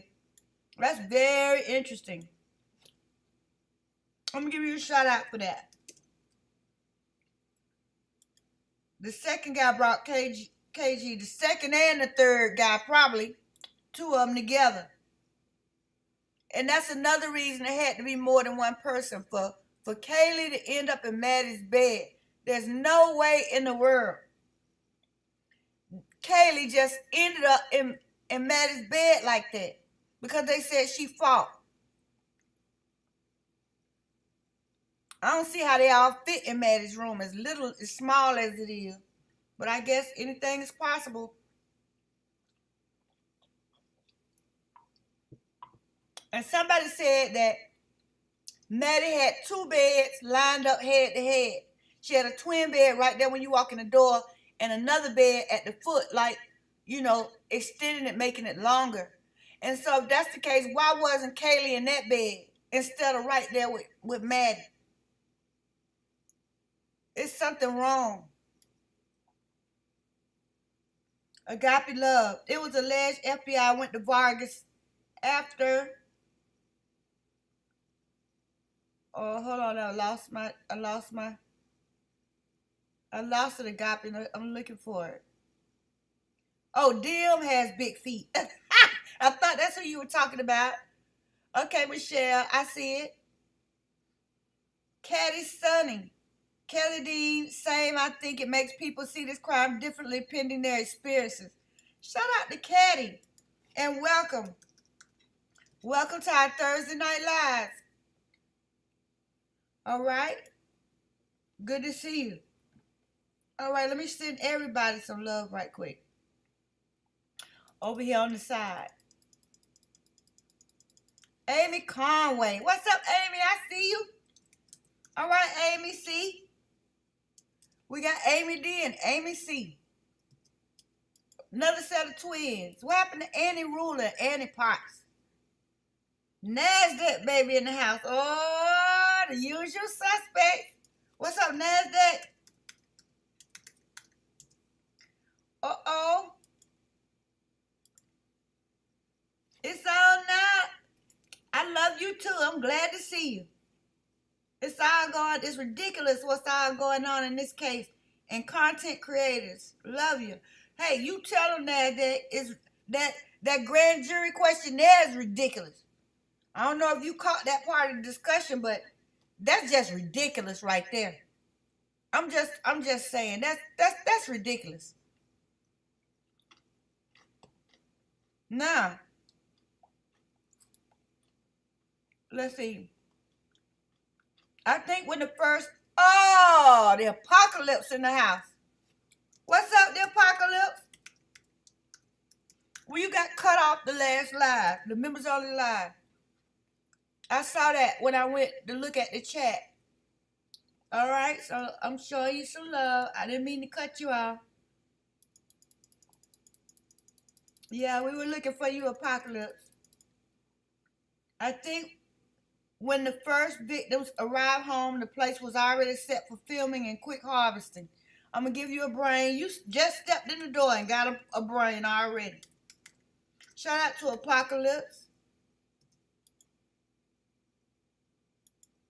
Just stepped in the door and got a brain just like that.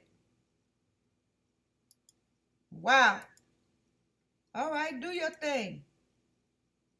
I think the people were already in there, just like Apocalypse is saying.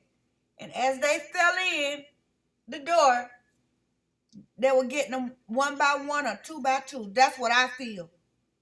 I don't believe one person or even a group just ventured into the house not knowing what's going on or how many people are in the house. I think it was planned. How long did they have a habit of letting the dog alone? Okay, well, that's a good question, Kelly D. Shout out to Kelly D. I think that's a good question. Would she have left him in the house like that, knowing she was going to be out? Well, both of them were out. She was out and Jack was out, so they didn't have a babysitter. Unless they left it with Dylan or Bethany, but from what everybody was out at some point. But I mean, that's a good question. I don't know. How long do you leave a dog unattended in a home? I mean, how long can they stay in there without using the bathroom everywhere and start crying and whimpering where everybody know they're not happy? You know how dogs do. When they're not comfortable, they have to use the bathroom, and they tired of being somewhere, they start raising hell. They don't care who it is. So Murphy plays a big role in this. And seems to me like they already had Murphy, a plan for Murphy already squared away. Look how he didn't have any blood on him. He was nice and neat, tucked away in the room. So they already had planned on having him squared away, right? He was already he was squared away. Because even if he was out barking or whatever, they would have had to pick him up from the pound. Jack DeCour would have had to pick him up from the pound, right? If he was out barking all day, that means he never was in the room. That means he was never in Kaylee's room. We know Jack picked him up from the pound. I just always said, I don't understand why they didn't just call Jack to come get the dog. He's right around the corner, right? Didn't Jack DeCour live like within walking distance of that house? Why did they just call Jack to come get the dog? If Nunez found Murphy, I'm going to put that in the chat, because according to the PCA, Nunez is on body cam opening Kaylee's room door and seeing Murphy in there. And this is supposed to be on body cam. Usually they don't admit anything is on body cam. So this is something they wanted us to know. So if Nunez found the dog on body cam, the police would have to be involved in a crime for that to be some kind of setup.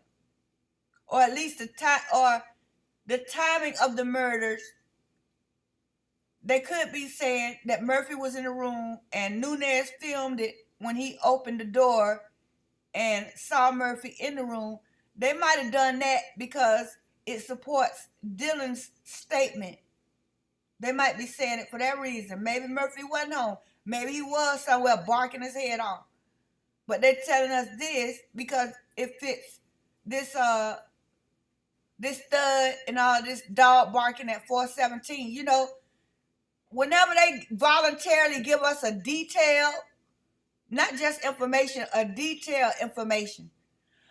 Like when they tell us that Nunez body cam caught Murphy when he opened the door. Whenever they give us some detail like that, it's on purpose. It's to support their narrative. And so Kaylee was supposed to be playing with her dog. The dog is supposed to be locked in his room. Nunez is supposed to have this on his cam. So all that fits the timeline from 4 to 4:25, except it doesn't.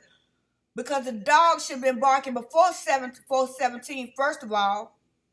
The dog should have been barking at about 4:07, 4:08 when he heard somebody outside. If Kaylee heard him, the dog heard him.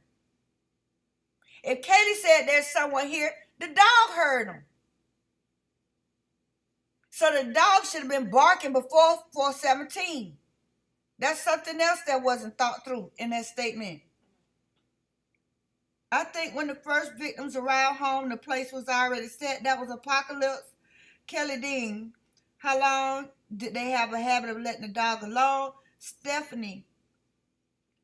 I know drama-filled twists and turns a mile a minute. Talking to NASDAQ, baby. Missy Virgo. Personal driver, last name is Gower. Can't remember his first name. I had his name. Shout out to Misty. I had his whole name. I just don't even care about him because I don't trust a word that comes out of his mouth. How is it that you were the last person to see Maddie and Kaylee before they arrived home, presumably, and lost their lives? You lived a mile away from Brian Kohlberger. Okay, you reported him to police according to your own admission. So how is this man not a suspect? How? And then his wife has a dog. How is this man not a suspect? you just happened to be where they were. You were the last person to see them. You knew them prior. There's a connection. You knew them prior to the incident. He said he knew all of them. Xana, Maddie, Kaylee, and I don't know if and Dylan and Bethany. He said he knew all the girls. All right? He knew all the girls. He lived a mile from Brian Kohlberger. Maybe he's the one that called in a tip and it went to the FBI. He said he gave the tip.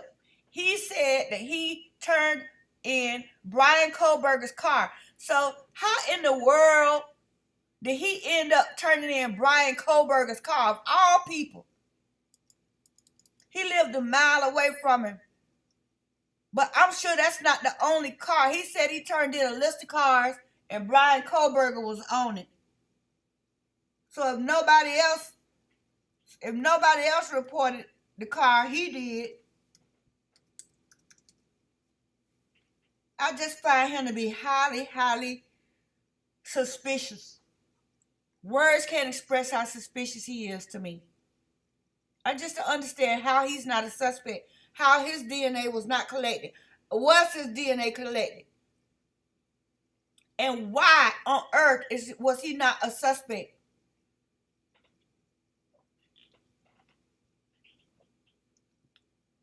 All right. Where were we? We were talking about Maddie and Kaylee. Now let's go to Ethan and Xana now. I think we got that covered with Maddie and Kaylee. So now let's add Ethan and Xana because I have some interesting points there also.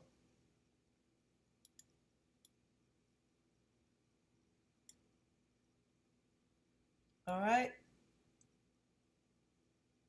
Let's add the car so I won't forget to put that in. Let's add the car to our screen.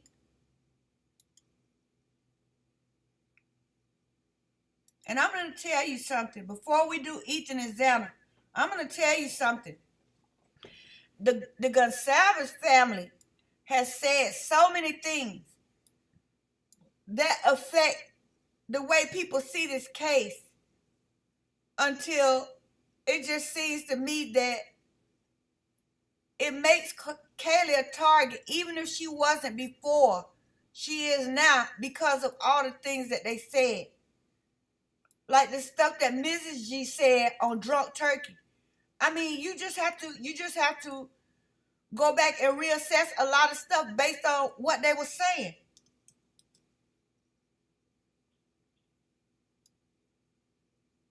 All right, I'm gonna put this picture up. This is Ethan and Xana.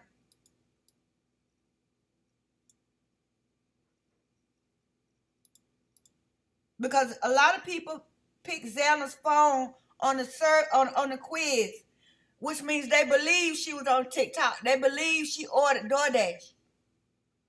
Or else they wouldn't have picked that.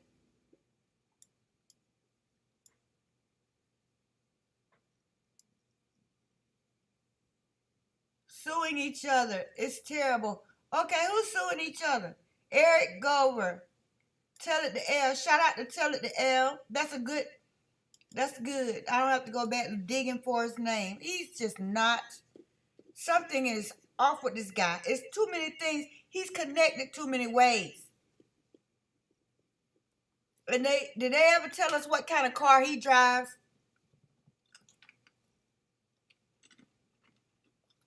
Or they got Maddie and a psycho killer came in, two separate events.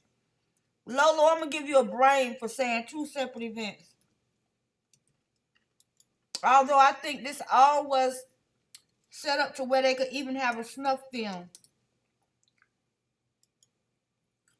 Maybe it did cross my mind, Lolo, that is how Maddie ended up in the bed with Kaylee, or Kaylee in the bed with Maddie.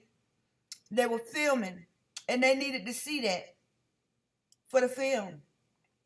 I think the snuff film is why Kaylee ended up in the bed with Maddie. I think they were filming it, and for some reason, they wanted them together. deceased in one bed. Lolo, you went long and hard that time. That was a good one. Let me show some love to everybody right quick. What you just described was a snuff film.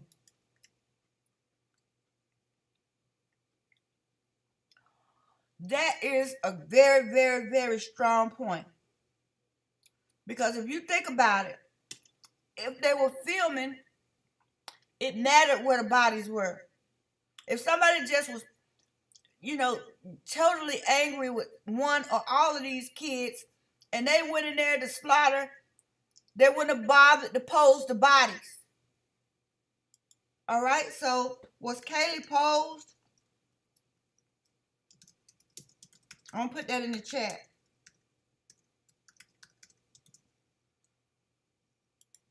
Was Kaylee's body posed for her to be in the same bed with Maddie? Was that how they wanted the police to find them and report it to the public? Or were they in there filming? Their modes of death aren't the same, per Steve G. Shout out. But guess what? That fits with a snuff film too.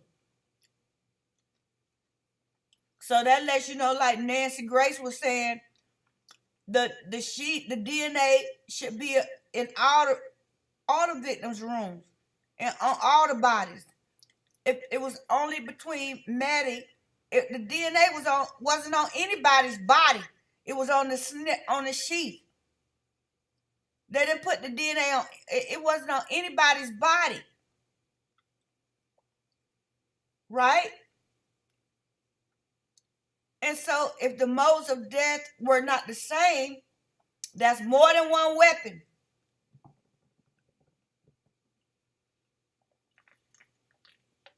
Mr. G told us a lot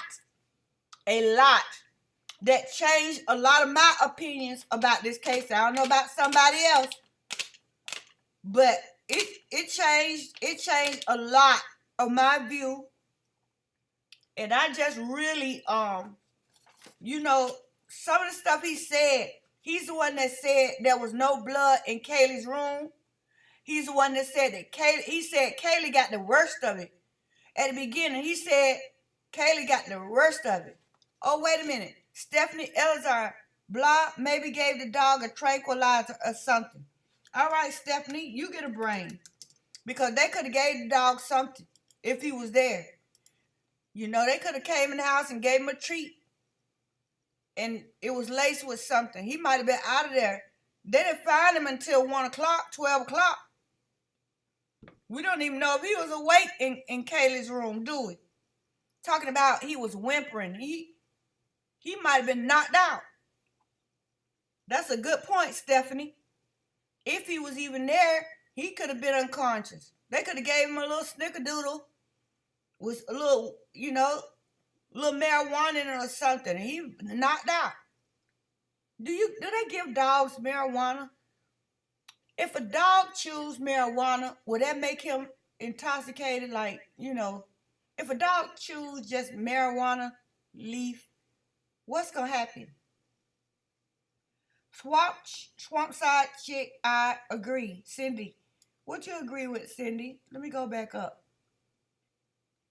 Swamp side chick, if Dylan said everyone was in their rooms by 4, why would she think BK was just a party guest? What party? Everyone was in their room, supposedly. Let me give you a brain. I've said this. They said everybody was in their rooms and possibly asleep. So why would you think that somebody was in the house for,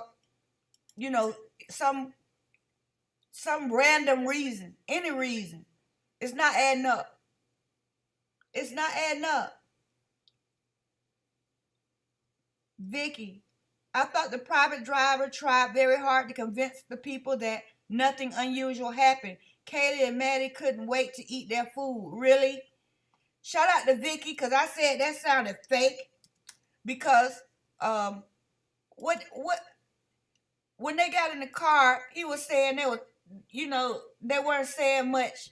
They were just talking about Adam and very emotional about the conversation. So they got in his car and just cut it all short and start acting happy about having some food. That sounded fake to me.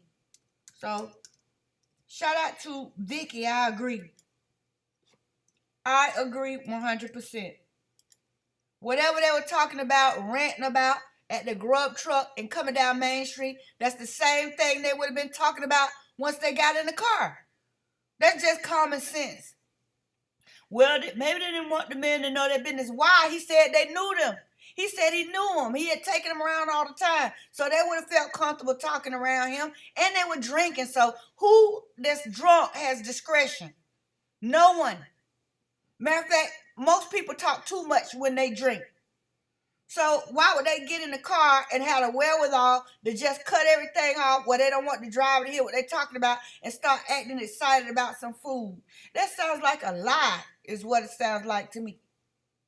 Make it make sense. I don't mind being open-minded, but if it's just outlandish, I'm not going to spend time on it.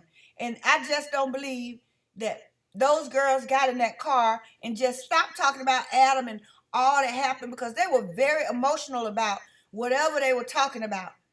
And then all of a sudden, they're just like turning off a faucet. All of a sudden, when they're coming down Main Street, they get in the car and all of a sudden, everything is just ridiculous that, they stop talking about it. And the guy claimed that they knew him, but people claim a lot of stuff. He said he took them around all the time.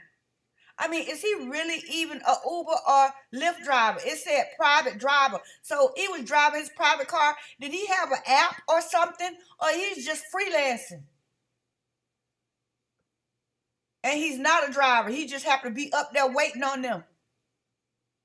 Is he really a driver, a licensed person that can take people around, passengers? Or didn't Kaylee's sister say he wasn't an Uber driver? He was just somebody that picked him up. Didn't the sister say that? Shout out to Laura Smith. I seen another podcast and they were pointing out the cameras in the entryway up high in the doorway.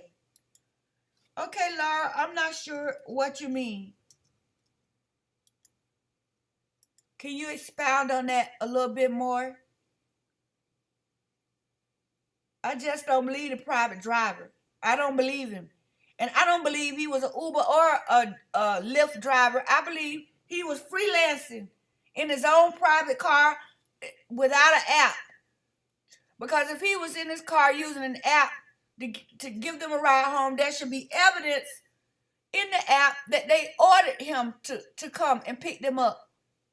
There should be that digital evidence if this guy was a real Uber or Lyft driver or even cab driver. You know, in some of these small towns, they still have yellow cab. If he was a licensed driver and he was allowed to give people rides for money, because he said he had taken them around several times. Well, where's the digital evidence of that? Because if they ordered him off an app to pick them up from somewhere, there should be evidence of it with timestamps. We shouldn't have to guess about that. Where is the evidence? Where is the evidence? Where is the evidence that this guy has some kind of meter or app in his car and also a GPS comes with all that? Where's the digital evidence that he left the grub truck and went to 1122 King Road and momentarily and then left? Where's the evidence? I haven't heard talk of anything to that effect, period. Oh, I was supposed to change the screen to Xana and Ethan. I had a picture here somewhere. Hold on. Let's use this one.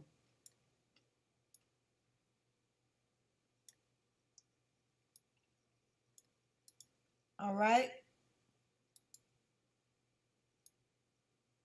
We're going to Xana and Ethan now. But I don't believe it. I don't believe it. I don't believe it. I don't believe it. As far as we know, the driver could have already got Xana and Ethan, or I don't know what time they got home from the frat. I thought Xana's dad said she was home eating pizza at 12 midnight. So why would she order DoorDash? Didn't Xana's father say she was home at 12 and she was eating pizza when he talked to her?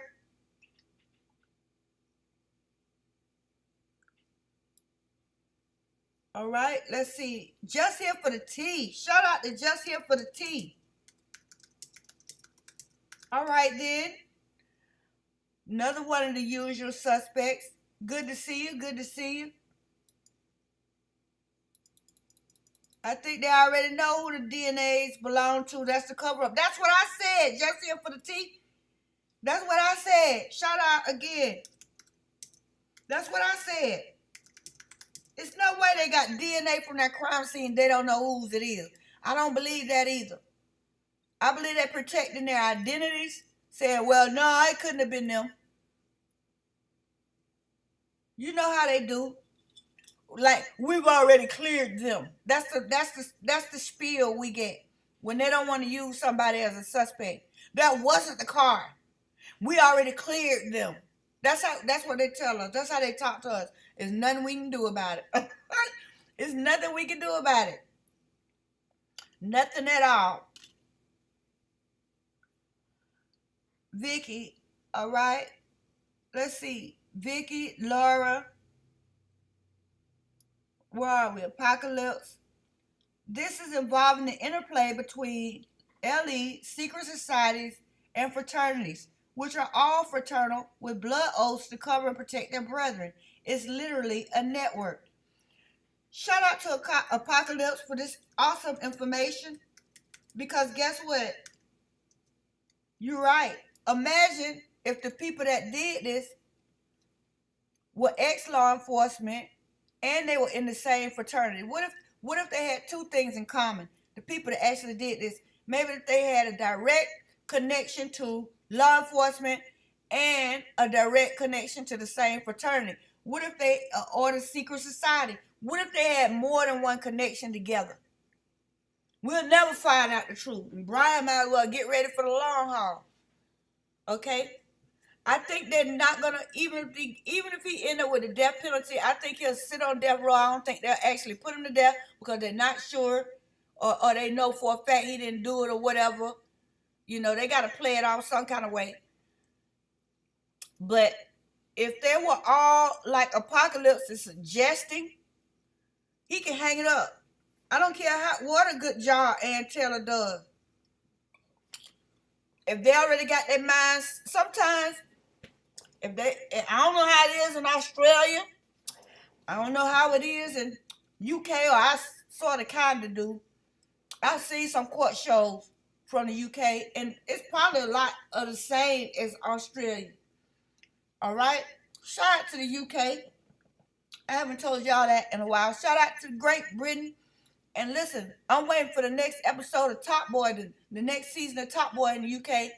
If y'all listening over there, y'all need to tell Drake or somebody to get the Top Boy, the next series, they need to be on it.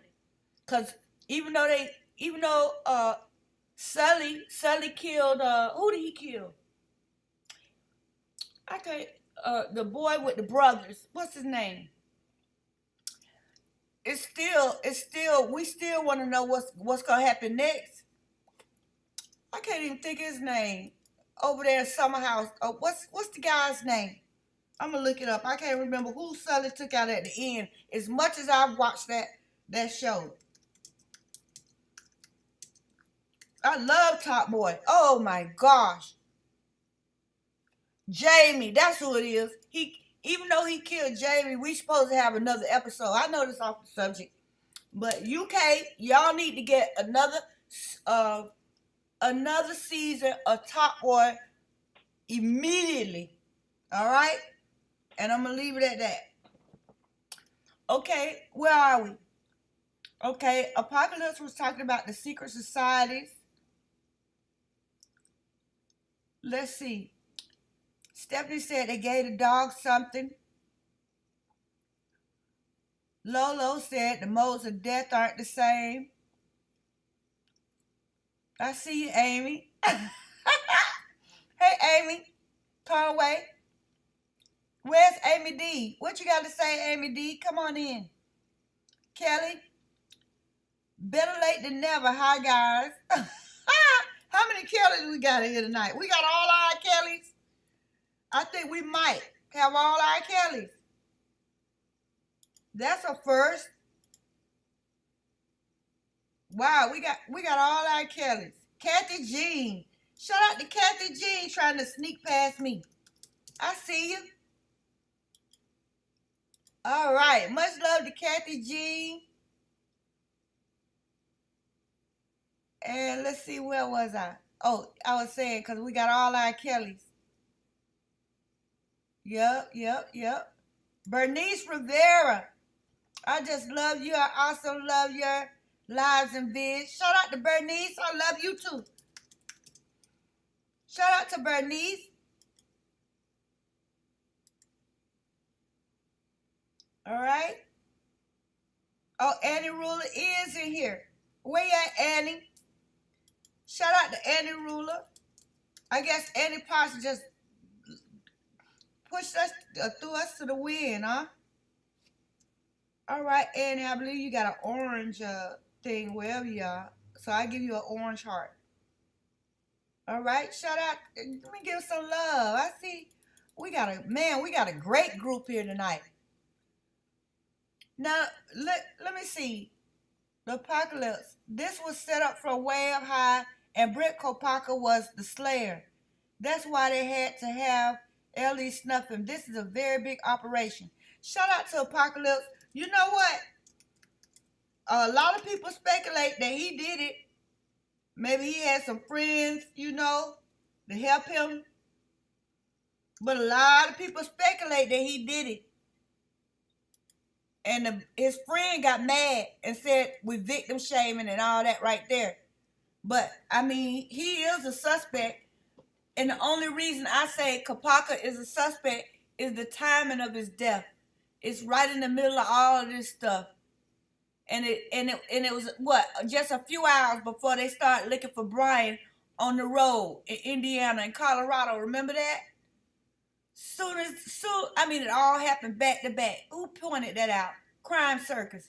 He pointed out how soon, within hours of Kopaka's death, they start looking for Brian. So, it's hard to take him off the table as a suspect. He might be a victim, Maybe he just knew about it. Maybe he just knew who did it or was involved. I don't know. But it's hard to take him off the table as not connected. I haven't been able to do it. All right, let's see. Yeah, I believe it's a horror. Michelle Truth is Hard Truth. We'll have 500 live soon because this is the place everyone can talk about the case live. She is also a #1 draft pick on live. BK up-to-date information. Ooh, woo! I got all that, Michelle. Ooh, let me find something for you. Thank you so much. I'm going to give you one of these. Wow, I got it. What a compliment. Wow. Much love, Michelle Truthis. All right. Okay, we got a good group in here right now. We got the winners and the shot callers in here right now. How about that? Dylan didn't like Murphy. Uh-oh, Deb. How you know? How you saying this, Deb? How you saying this, that Dylan didn't like Murphy? I'm going to give you your shout out, but I want to know. I'm just saying. How you know that, Deb? Lolo. Y'all, what if it was 2 crimes, manners of death that happened? Maybe Maddie was already dead from alcohol poisoning. She was tiny, and the police heard the call go on the scanner and used the opportunity. All right, Lolo, shout out to you. Somebody already suggested maybe it was 2 separate crimes. That's hard for me to try to see. I'm not saying it's impossible. I'm just saying I'm trying to envision how that could happen. It's definitely possible that they were killed at two separate times, one for Ethan and Xana and one for Maddie and Kaylee. That's definitely possible. I'll even go so far as to say it's likely. But as far as two separate crimes with two separate sets of perpetrators, only way I could see that is if the second perpetrator just came in to do the snuff film. And maybe somebody wasn't all the way deceased yet or something. They ran up on something and blah, blah, blah, like that, like that. I could see it like that now. But I don't know. That's hard for me to see. That's hard for me to see. Now let me just ask y'all this. Let's just take a minute for let's have a cognitive moment here. And I want to ask you a question. I want you, first of all, to just imagine that you are Dylan Mortensen. Your room is on the second floor of this house. Just imagine, this is all hypothetical. Everything we've said in this live is hypothetical. We are purely speculating, giving our opinions. All right? We're not accusing anyone directly of anything. And that'll also save a lot of y'all viewers a lot of time with coming back arguing with us about some of what we said, because it's just our opinion. We're not trying to pass this off as fact. We know it's speculation. Okay? So keep that in mind when you post in the chat and also in the comment section once this live just becomes a regular video. I would love to hear what you have to say. We want to hear it. But what we don't want to pick through is a bunch of, how do you know that? What evidence do you have? Oh my God. Please, we're just speculating. Same thing you're doing. Calm down. Come on, join us. And tell us what you think, okay? And we don't know, we're talking about what you got. All right? That's the way I see it. What you got? Come on in here and let us know. All right? And while you at it, like, share, subscribe. Now listen. The two different crimes, that's something we're going to have to research. We're going to have to research so we can have an intelligent conversation, because right now I'm at a little loss for words on that theory. And I don't want to stutter or waste your time. All right? Now, Valentina. And I always thought that the killer had to be walking distance, because if you slaughtered 4 people, it's physiologically improbability that you wouldn't get DNA anywhere, mathematically improbable. That's true. Shout out to Valentina. It's true. We talked about that in the last video I made. I can't remember the name of it, but the last video I made, I talked about how if multiple people were in the house, how is it that not only was there no evidence in Brian's car, see, they're insisting that his car is a part of this, and that's a mistake. I said it. I said that DM statement and that PCA is problematic for the prosecution. I don't think they care. But, I'm just saying, it's problematic. Because the killers didn't necessarily have to drive anything. They didn't even have to be in a vehicle. Maybe the police know they weren't in a vehicle, and all these vehicles and stuff is just to throw us off. Even Papa Roger said that the white Elantra is a red herring. Remember that? Remember that? Papa Roger said that the white Elantra was a red herring. Now, why would he say that? But here's another one. Remember when they told us that they didn't find any crime scene evidence in Brian's car? What else did they say? And I'm going to put this in the chat.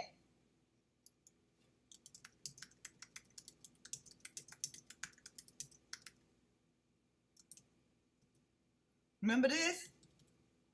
You remember this? There was also no evidence of a cleanup.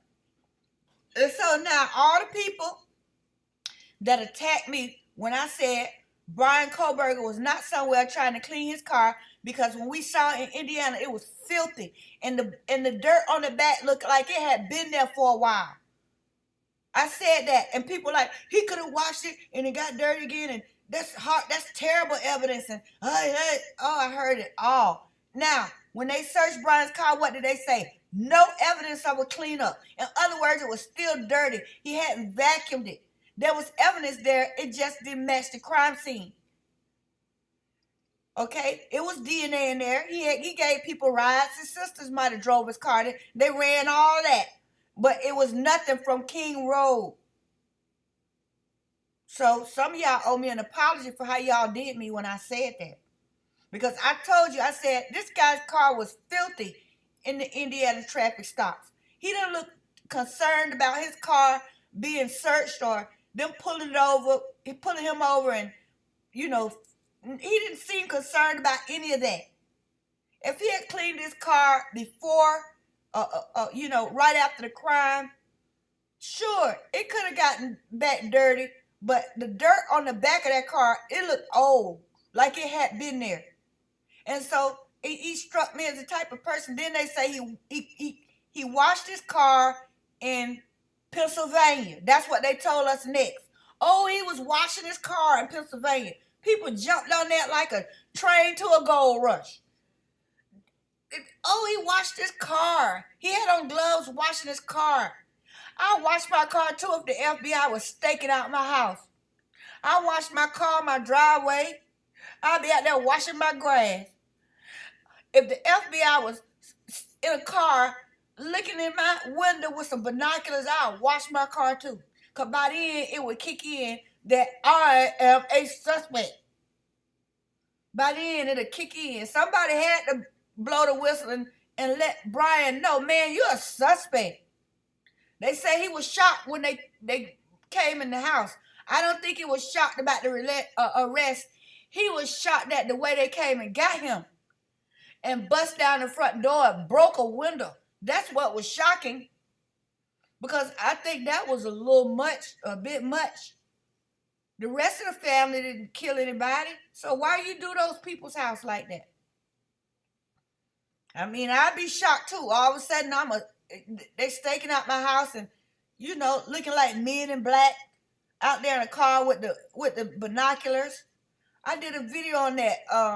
Get out of my garbage. I think that's the name of it. I'll be washing my car too and everything else. I just left school and they killed somebody as soon as I left. I just left school and they just killed somebody. That's probably about a mile or two away from my apartment. Somebody he could have known. I washed my car too.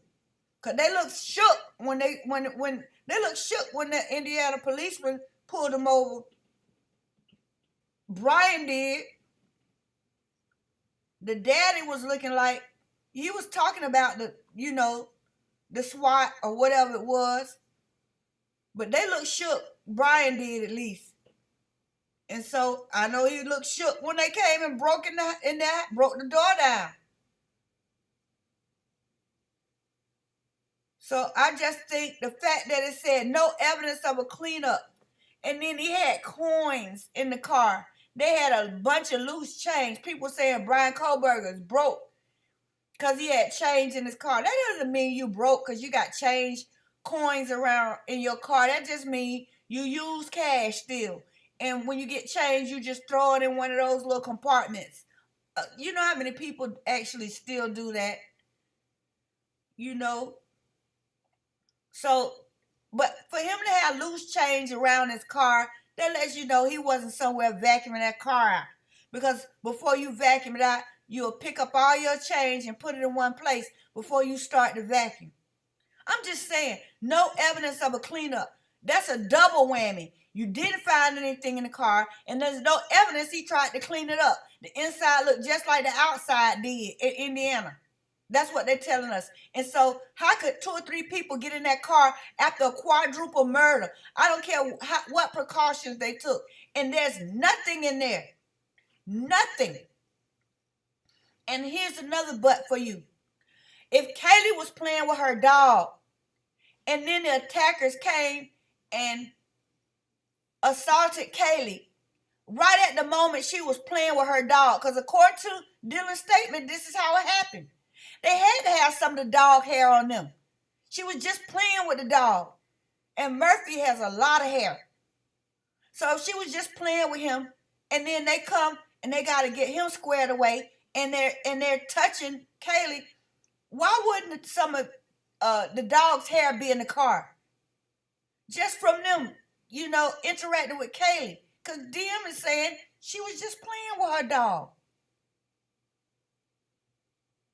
I don't know how they're going to convict this man. It's just not, something's not adding up. It's not adding up.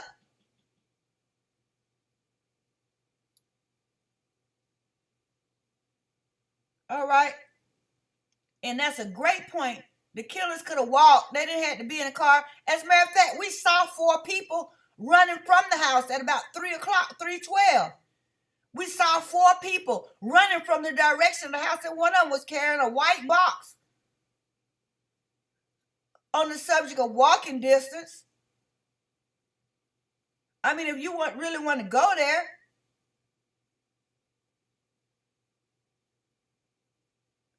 Cindy Abbott, Deb, it's like a game of clues. So many suspects that they pin BK that fast and clear Colonel Mustard and company so fast. Colonel Mustard. Shout out Cindy Abbott. Colonel Mustard. Oh, I got to use that one. All right. Shout out to Cindy. I'm going to work my way down the chat. I see you. I'm coming. All right.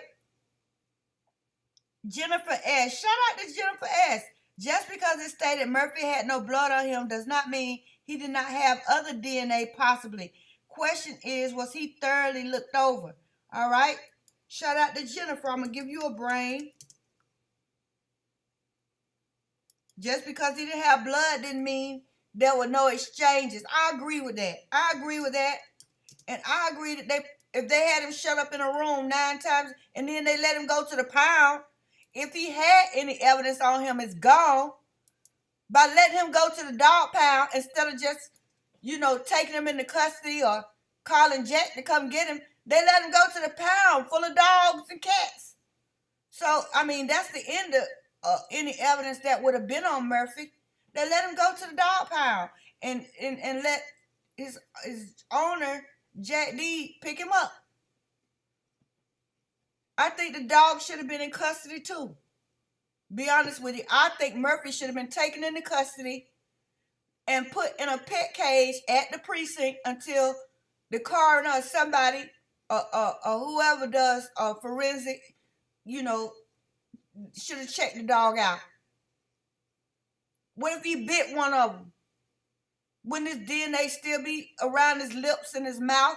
What if he bit one of the killers before he ended up in the room? The DNA would be all over his mouth, and they sent him to the pound. I think Murphy should have been taken into custody, and he should have been a part of the evidence for this case. That was an excellent point. That was an excellent point. All right, let's see.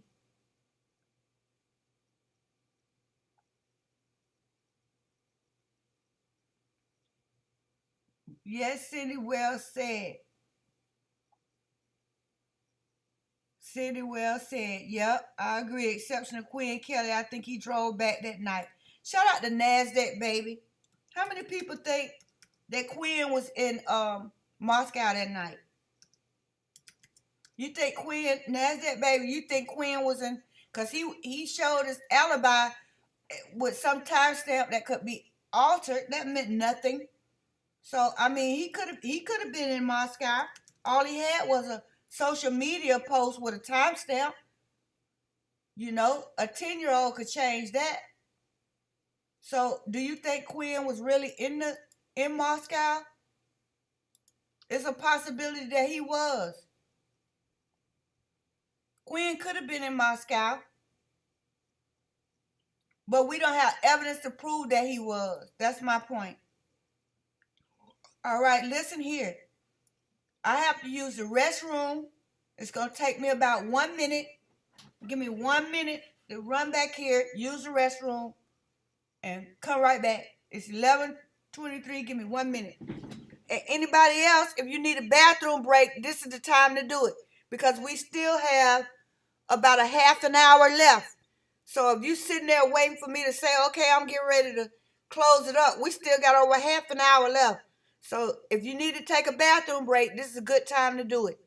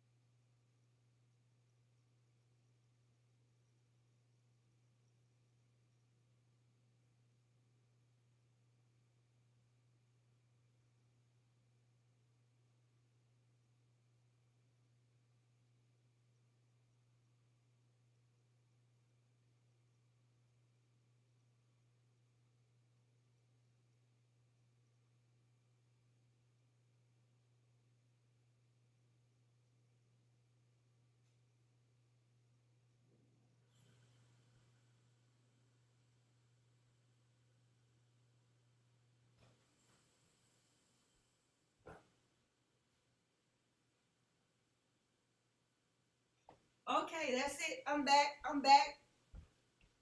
All right, I'm back. Now, where were we? Some other people might have taken a bathroom break, but that's fine. All right. Now, let's see.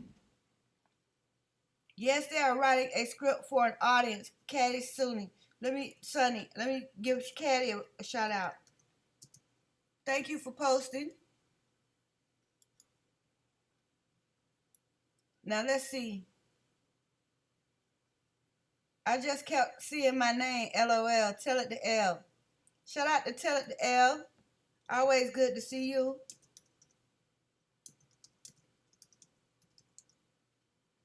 All right. Now, let's see. We got to get some points in now. Amy Conway, while she was so grindly, but now why she not even acknowledging my 5 hellos? Hey, Amy Conway, are you saying I'm overlooking you? What's going on? I give you a shout out. I didn't see it. Or I don't know what. Amy C. Shout out to Amy C. Let me give you another different kind of heart. I don't mean to look over anybody. I definitely don't mean to do that. I'm sorry if I did. I'm sorry. I give you a shout out and some love. Amy C. Shout out to Amy Conway. I didn't see you, love. I didn't. Very selfish to get a dog in college in a house of 5. NASDAQ baby. Shout out. Now, that's interesting.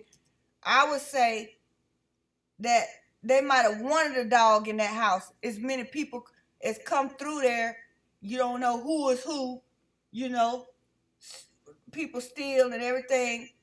I mean, maybe they needed a dog there. It's 6 women staying in one house, 5 women in one house. That's a lot of women in one house. Ethan didn't live there. I would say they needed a dog. I would say they needed a more of a guard dog type of dog. But a dog, any dog will bite you. So Murphy will do.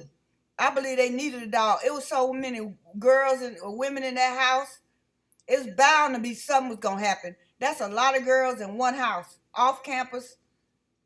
I think they needed a dog, to be honest with you, NASDAQ baby. But I understand what you're saying though. Because especially somebody said Dylan didn't like Murphy. So yeah, you know, if you move in a house, the landlord let Kaylee move in, you know, with the dog.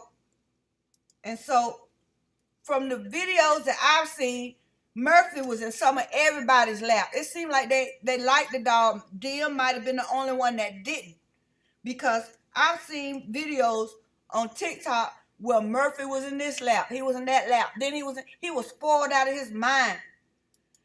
Every time you see that dog, he was in somebody else's lap. If you sit there and watch enough TikTok videos, and I have, he just go from lap to lap, getting petted, getting snacks or whatever.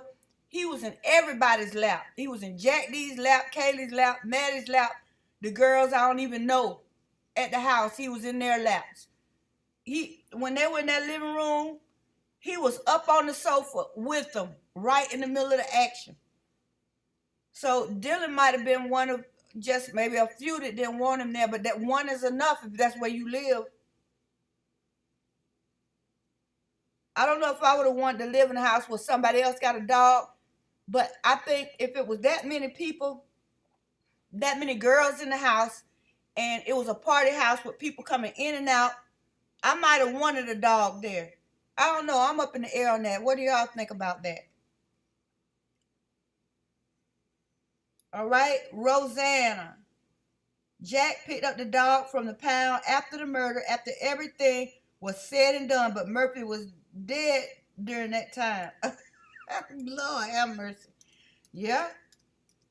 Now they're trying to give us, I showed you the screenshot. Let me put it in the front again so you can see it. They're saying they heard a dog barking at 4:17. This was ABC News, where I got this from.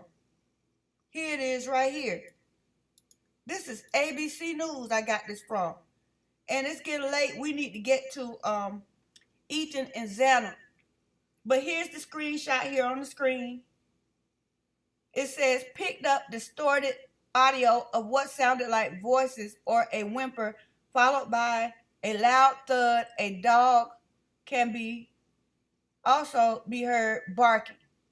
I think it's so convenient that they got this at 4:17. Maybe I make it a little bigger where you can see that times at the bottom.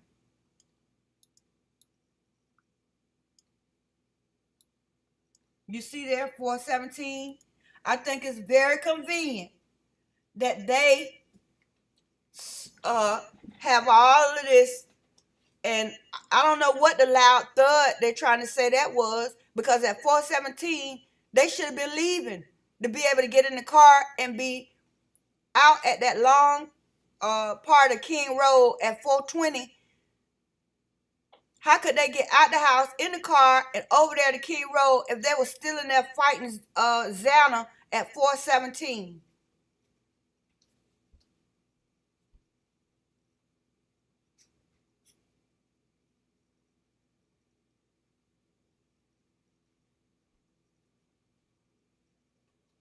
It's not enough time. 4:17, they heard a thud, and the dog can be heard barking. A dog. The frat house had a dog. People in the neighborhood had a dog. It could have been anybody's dog, but they're going to make it Murphy. They're going to make it Murphy. They're going to make it Murphy. Now, one thing I give law enforcement credit for in this case, and I haven't done that too often because I'm not satisfied with the way they conducted the investigation, but who am I, to say? I think they did good to collect the DNA of whoever they thought was a suspect at the beginning. I don't know if it was moot for them to do that, if they knew who the killers were and this was just for show.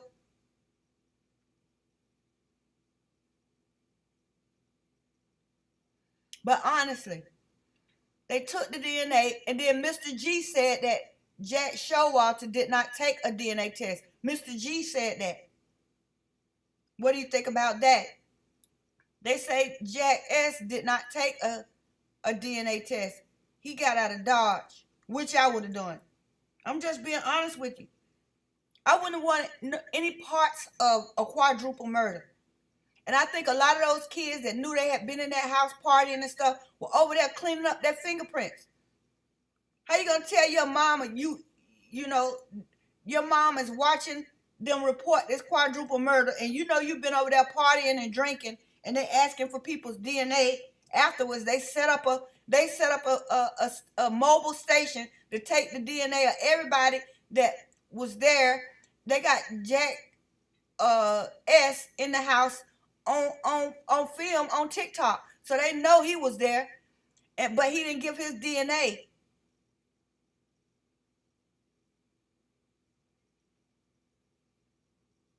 So shout out to Rosanna. All right, Amy Conway, where you at? Case in point, Jennifer S. The 3 unknown DNA was there. Any material from that glove outside or Murphy, was he checked?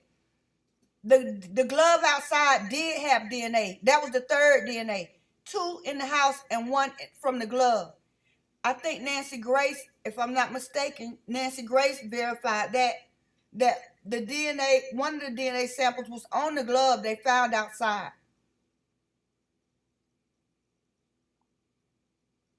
That's the part I don't get. So if the killers were wearing gloves, how is that DNA on a snap? Come on now. If they took the time to put on gloves, who made the mistake of touching, lo and behold, the snap of all? It wasn't DNA all over the sheet. It just was on the snap. Give me a break. The glove says a lot about the case. They were saying, Nancy was saying, I don't think the glove had anything to do with it. How can you just dismiss that? This is a crime scene. Everything on the ground and the perimeter is a part of the case until it's proven that it's not. Right? Right? I'm just saying. Did I give you a shout out, Jennifer?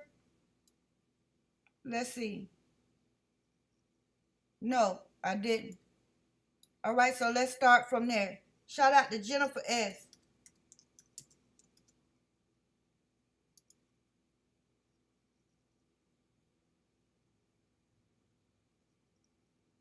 Let's see.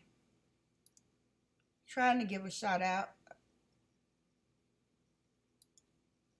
Okay, it says my page is unresponsive. It blinked back on. So, okay, here we go.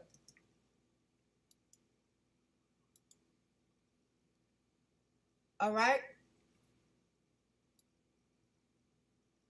Wakenyan Tonka. All right, we got Alaska in the house.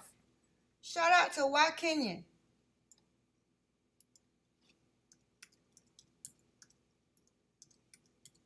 All right.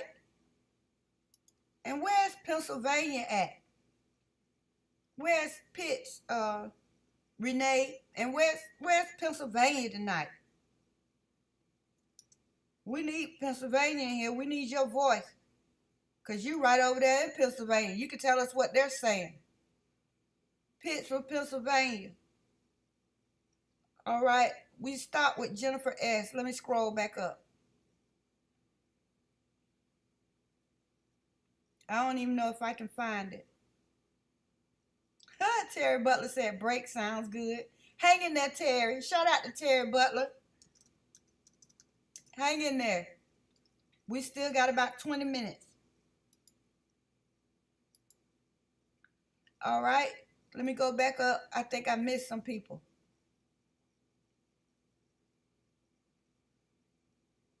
Katie Sunny. Andy Ruler, yes, I heard some about a job, but as well, he got married. But I don't put much stock in crap I hear. Who got married, Katie? Katie, who got married? Okay, I found my spot. Walking distance, maybe next door, LOL, right? Enid Harsh. Walking distance. Andy Ruler, Murphy got away, running streets, DNA contaminated. Right. Murphy probably got on out of there. I don't know. He was like, this is not for me.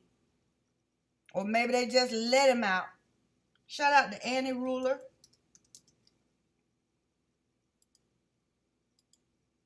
Okay, who's gonna get a brain? Kelly. On the LL footage, you can hear Murphy being called, followed by a whistle. Really?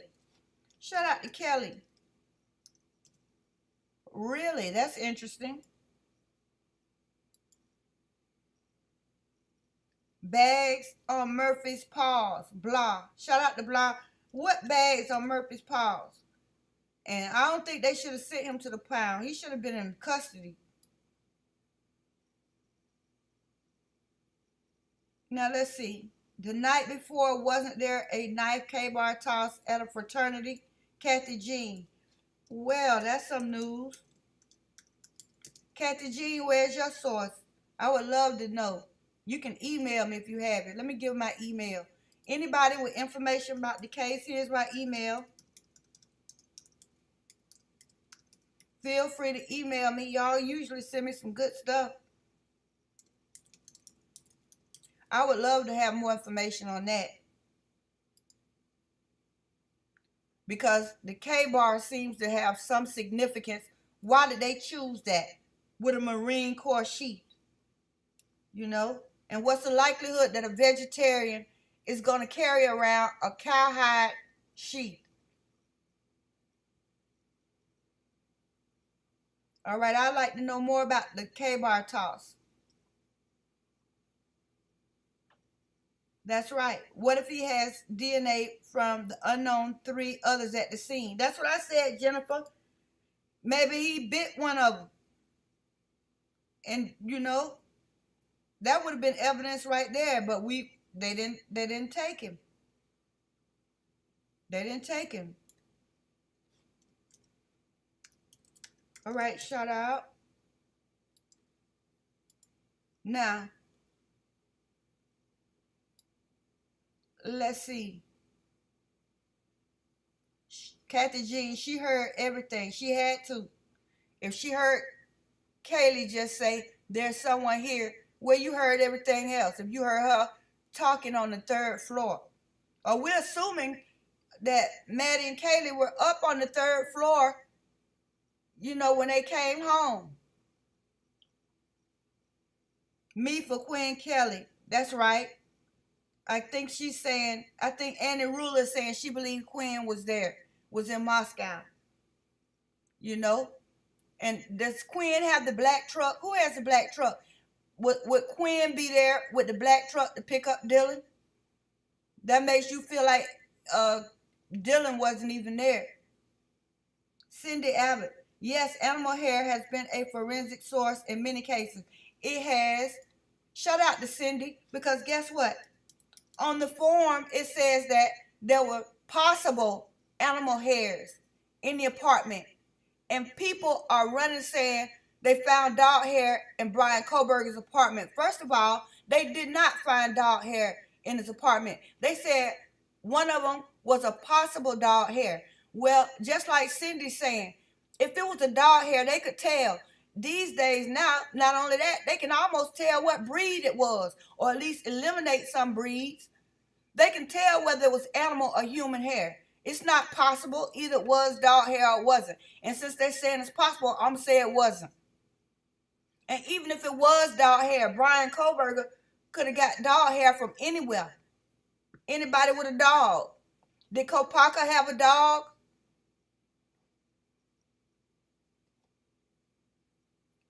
NASDAQ baby. Yes, and 8 hours to call 911 because he had to get back home. Yeah, the dog had to get back home. Okay, I see what you're saying. Shout out to NASDAQ baby. Yes, I see what you're saying. You're right too. That's right.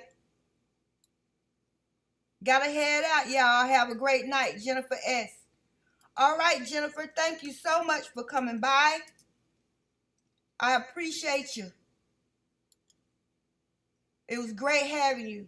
And be safe. I hope you're not driving this time of night, but If you are, traveling mercies. All right, shout out to Jennifer. Now, Dylan involved into all the ways she's lying big time.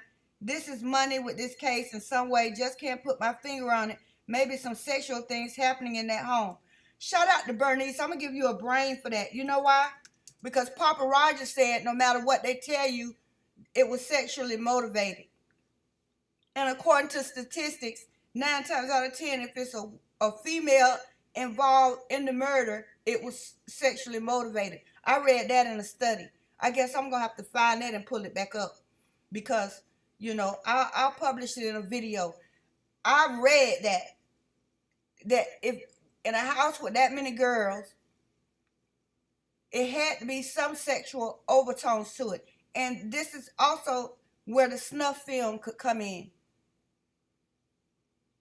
You know, and then they had a guy there, Ethan. That's just, you know, almost a no-brainer. Maybe OnlyFans, maybe somebody on OnlyFans got rejected. And they pushing the narrative off on BK. You know, maybe somebody, Maddie or Kaylee, was talking to on OnlyFans. They didn't want to meet him in person. And they got mad, and they know where they live because they all over the internet with University of Idaho stuff on. It wouldn't have been hard to find out where any of them live because all of them had University of Idaho stuff and pictures of inside that house and some of everything on TikTok and Instagram. So it wouldn't have been hard to find them if it was a strangers online saying, hey, we got a house full of girls. Let's make a snuff film. They wouldn't have been hard to find because they had their school gear on all the time, on the pictures and videos online. Bethany was on the bottom floor. Half seems like it built into the dirt. Yeah, it does seem like it. I think that was an add-on. Some kind of way it was added on, Kathy. Shout out to Kathy Jean.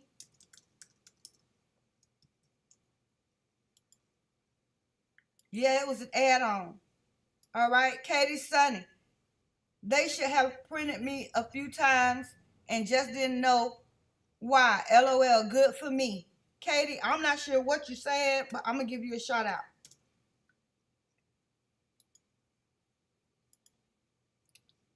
Okay, let's see. Think her daddy could have been involved. Who's daddy? I'm running behind on the conversation. Bernice and Katie, what are we talking about? Who's daddy? DM's daddy? He's very weird. He was online posting. He posted something about, I'll always be there to help you out of trouble. Remember that? When DM's dad posted that he'll always be there to help her and stuff. And then they dragged that man's business all through the internet.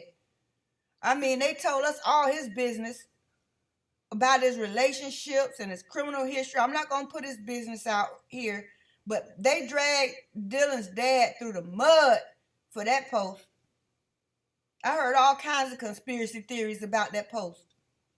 And so I guess, if you want to say it like that. All right, who else do we have here? Ceteris Paribus. Maddie had palpable anxiety at the food truck, something on her mind. Okay, shout out to Ceteris. This is why I say she didn't just get in the car with that man and didn't say anything about what was going on. Because they were riled up about telling Adam something. And something, they saw Jack at the corner club and he didn't see him home. He didn't see him to the grub truck. Well, he didn't want no parts of 1122 King Road.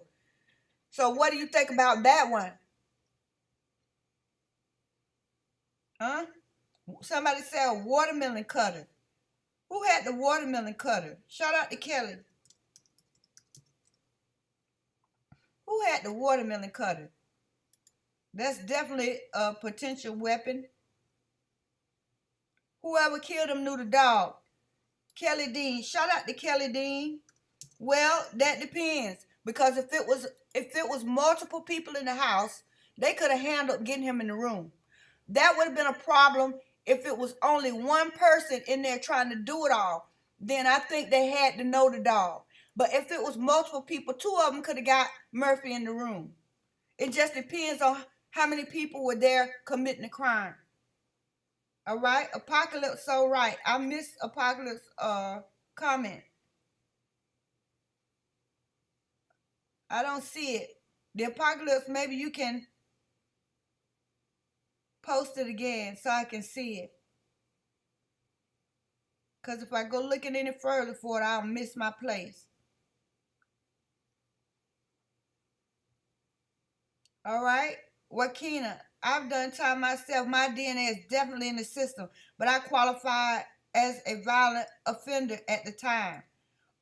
All right, so if you've been locked up and your DNA is in the system, when they put the DNA in CODIS, they should have got a hit, right? If the DNA was in the system, they said when they put it in CODIS, they didn't get a hit. So what does that tell us? Katie Sonny, oh no, none of mine were violent, more petty, but they should have at least printed me while I was, okay, I see what you mean. They should have fingerprinted you. Okay. Because there was no DNA then. Okay, I got it. I got it. Shout out to Katie Sonny. Okay, I understand now. That makes perfect sense. I was getting ready to say, print it. I was thinking about printing in the newspaper. You should talk about fingerprints. All right, listen up, guys. We have 11 minutes left. This is the last chance you have to make your point. If there's something that you want to get in here and you haven't gotten it, you better get it in now. No dogs allowed, according to the rental ad. Shout out to Annie again. I mean, he let her move in with the dog, unless she was acting like she didn't have a dog. Remember, she said she was sharing it with Jack, sharing custody of the dog with Jack D. So maybe he had the dog when she moved in, and then all of a sudden the dog was just over there all the time. People do stuff like that.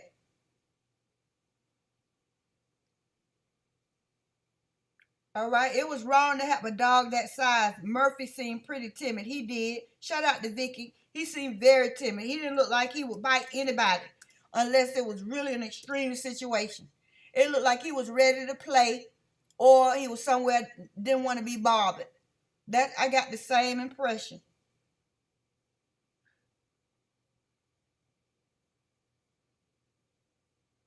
None of them paid rent. That's part of the deal. Okay, Kelly, can you explain that? I'm not sure. Yeah, it was Kaylee and Jack, these dogs. That's what I meant, NASDAQ, baby. Kaylee and Jack shared the dog. So maybe when Kaylee first moved in the house, she said she didn't have a pet. And then once she was moved in, she would go get the dog from Jack and have him all the time. Even though when she first moved in, she didn't say she had a dog. Kelly Dean, open your eyes and see what suspicious stuff is in your own neighborhood. Yeah, that's why we have ring.com. We had a dog for 12 years. He just passed away this December. But I think everybody should have a guard dog. Even if you live in a house, put him outside, but have a dog. He'll tell you when somebody coming up. Yeah. I know Dumb got strip search not printed, worked out great for me. Well, I'm glad y'all in a better place right now. Both of you. Okay. Kaylee, different sorority, and then she gets dog with Jack. She seems like I do what I want. She does. Okay. And it seemed like she was the only one really making money, as opposed to being a college student that doesn't have a lot of money. Kaylee seemed to have some money. All right. Kaylee seemed like she was making money, fast money. That's just my impression. That's just my impression. And there's nothing wrong with that. Back in the day, a lot of girls went to the strip club when they were in college to make money. Now it's OnlyFans. It's all the same thing. So, either it's online or in person, but it's the same. It's um, the same business model. Put it that way. So I don't know, Cindy. Also, sometimes you just have a chance to get the pet of your dream. I got my Persian for a steal, so of course I couldn't pass up the opportunity. Yes, that's true. If the ad said no pets, though, Cindy. If the ad said no pets, and she had the dog anyway, I don't know. It's a lot. I know Kaylee was a target. She might not have been the only one, but she was one. I don't believe she was the only one. I believe they meant to kill all 4 of those kids, and it hurts my heart to think that they pre-planned to kill 4 people's kids. That's just ridiculous. I mean, it's just, it's just so disgusting. I still have to try to wrap my head around it. Even though this case, somebody was arrested, it happened November 13th of last year. It's going on a year, and it's still hard for me to digest that somebody went in the house where these kids were somewhere trying to get an education and did this. I just, I don't care what the motive was. I mean, just stop it. Leave people's kids alone. Anybody 20 or 21 is still a child to me. So I feel like just leave people kids alone. Whatever crime you're going to commit, just leave children out of it and senior citizens. I'm not saying people in the middle deserve it. I'm just saying leave kids alone and leave the elderly alone. Let it be a fair fight. Don't be a coward and go after kids or a senior citizen that don't know what's going on. I mean, and think about it, somebody skinned a dog just before this happened, but then Murphy is alive. How does that work? How does that work that somebody skinned a dog just before the murders, but then they left the dog alive? Something's wrong. Jack D was very pissed she was taking Murphy to Texas. I think Jack D was messed up, mad about a lot of things. Shout out to NASDAQ Baby.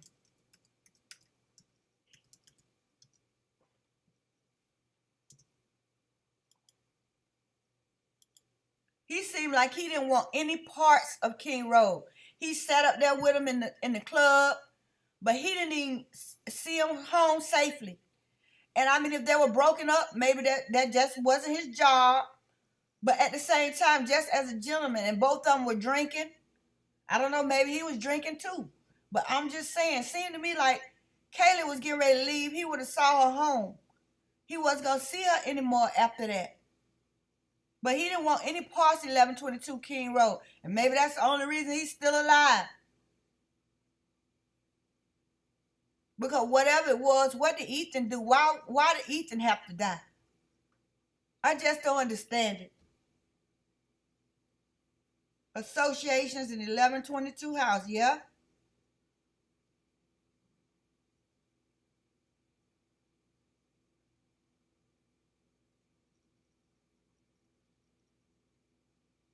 Rosanna Scott, I took a bathroom break as well. Okay, from now on, I'll give the bathroom break.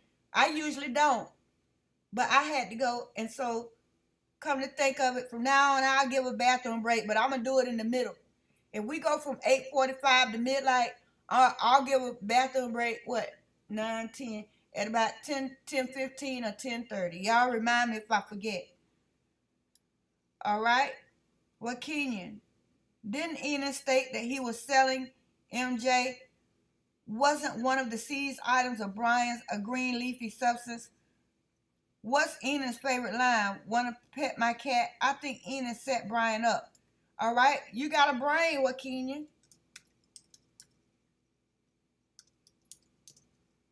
Because I believe Brian was, if he was in Moscow during this time, and in the time that he was in Moscow, I believe it was to purchase narcotics and nothing else. That's what I believe. And Enan is a very good candidate for the one that sold it to him. More so than Emma Bailey and Demetrius, more so than anybody else, because of where he lived. That would explain why Brian was so close to the house, if he was. That just makes sense to me. That just makes sense to me.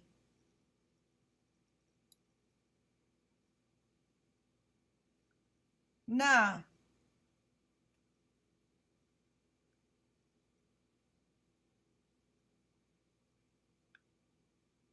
all right, the apocalypse, the kill date was 1113, important number. The address was 112233, also important number.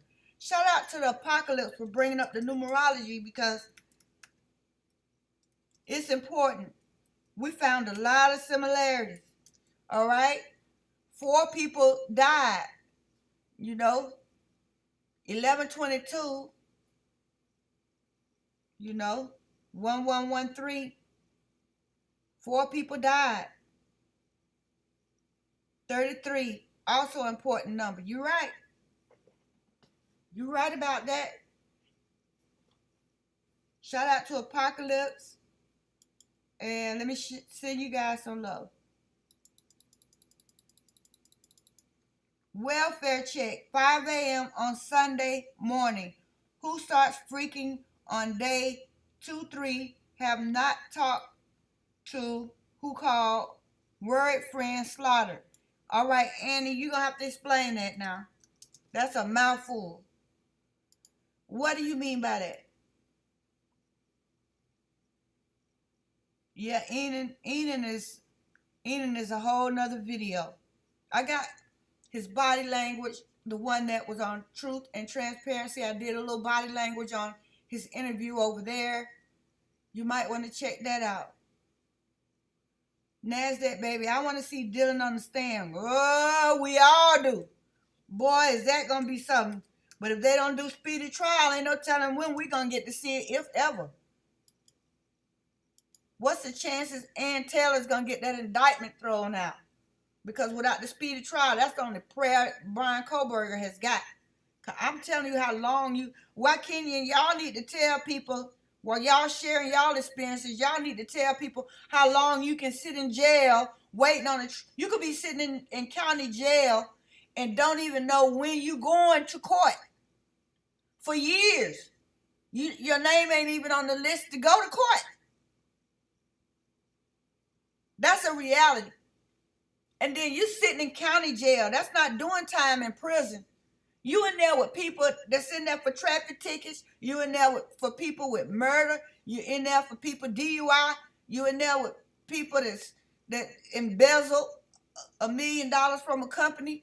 You in there with everybody in the county jail. A lot of petty stuff.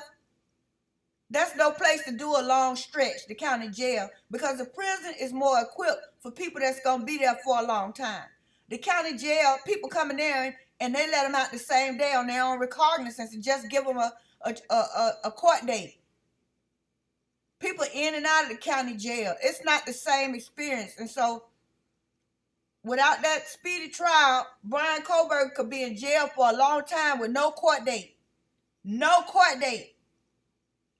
I showed you on one of my last videos where this guy in the jail, in Fulton County in jail for 10 years waiting to go to court. You know how long this gonna go on? You know how long this gonna go on without a speedy trial? In a county jail. By then, Brian Koberger be done lost his mind. If he don't get a court date within 12 months, I don't know if he can hold up. I think they're trying to force the plea deal. You got to start October the 2nd. I think Ann Taylor should have just started October the 2nd and then asked for more time as she needed it once the trial began, instead of waiving the speedy trial and taking a long road home. Start on October the 2nd. You can always ask for a continuance.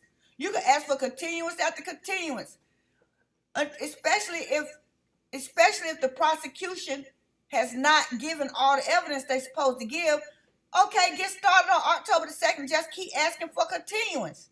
At least you within the law. At least you within, you haven't given up the right to the speedy trial. Just keep asking for continuance when you need information. What's the difference?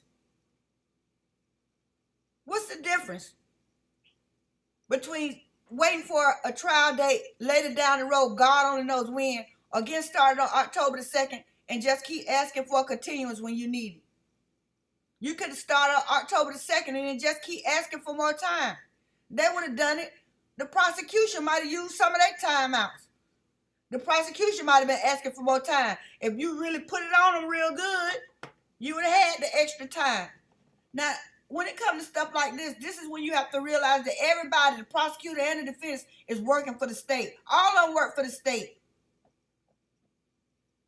Every single last one of them work for the state. Every last one of them.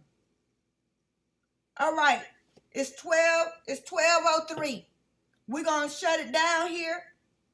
It's been lovely. You guys did an excellent job tonight. I can't have not one complaint. You guys really brought it tonight. And we had a lot of people that I hadn't seen in a minute and some new people. I hope you keep coming because we have a good time every time. And so I'm going to cut it short right here. I'm going to leave the chat open for 10 minutes.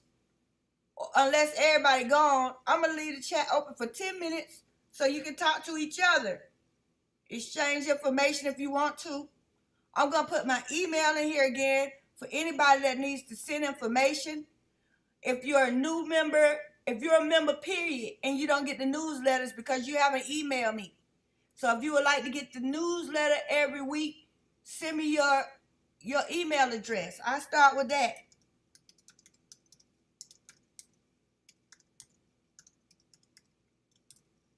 It's been lovely. You guys are awesome. I got the best viewers. It's not too much left on YouTube after my viewers. I got all the good viewers. I got them all. I got every last one of them. I don't know how many out there, but I got the best one. All right, there's my email. I'm going to go over here and get a good link for PayPal and whatever. Our chat revenue is at $6.66. I wish somebody at least donate $1 in sticker to get that off of there. We don't want to close out with 666 as the chat revenue. Lord have mercy. All right, I'm going to go and find this information right quick. I have to do it over every time because the link is broken. So if anybody would like to donate tonight or anytime before I make my thank you and welcome announcements, please do. And I'm looking for the information. Just give me a minute. And like I said, I'll leave the chat open for anybody that would like to keep talking. Hold on, let me find the links.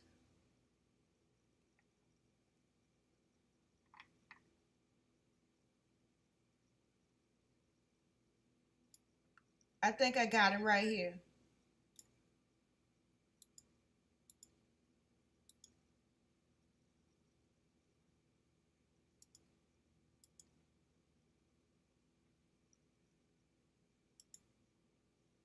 And let me make sure this link works right here. Because sometimes it's broken. All right, and then that's going to be it for tonight. I'm signing off.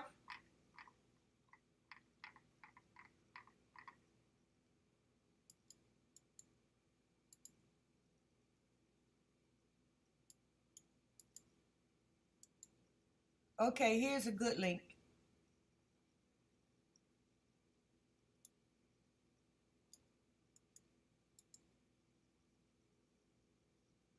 Live streaming.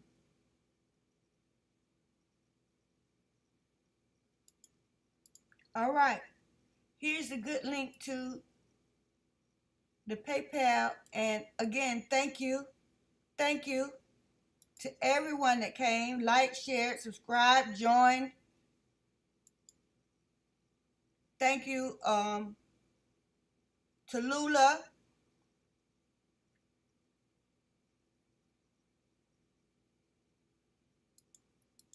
And also, hold on a minute.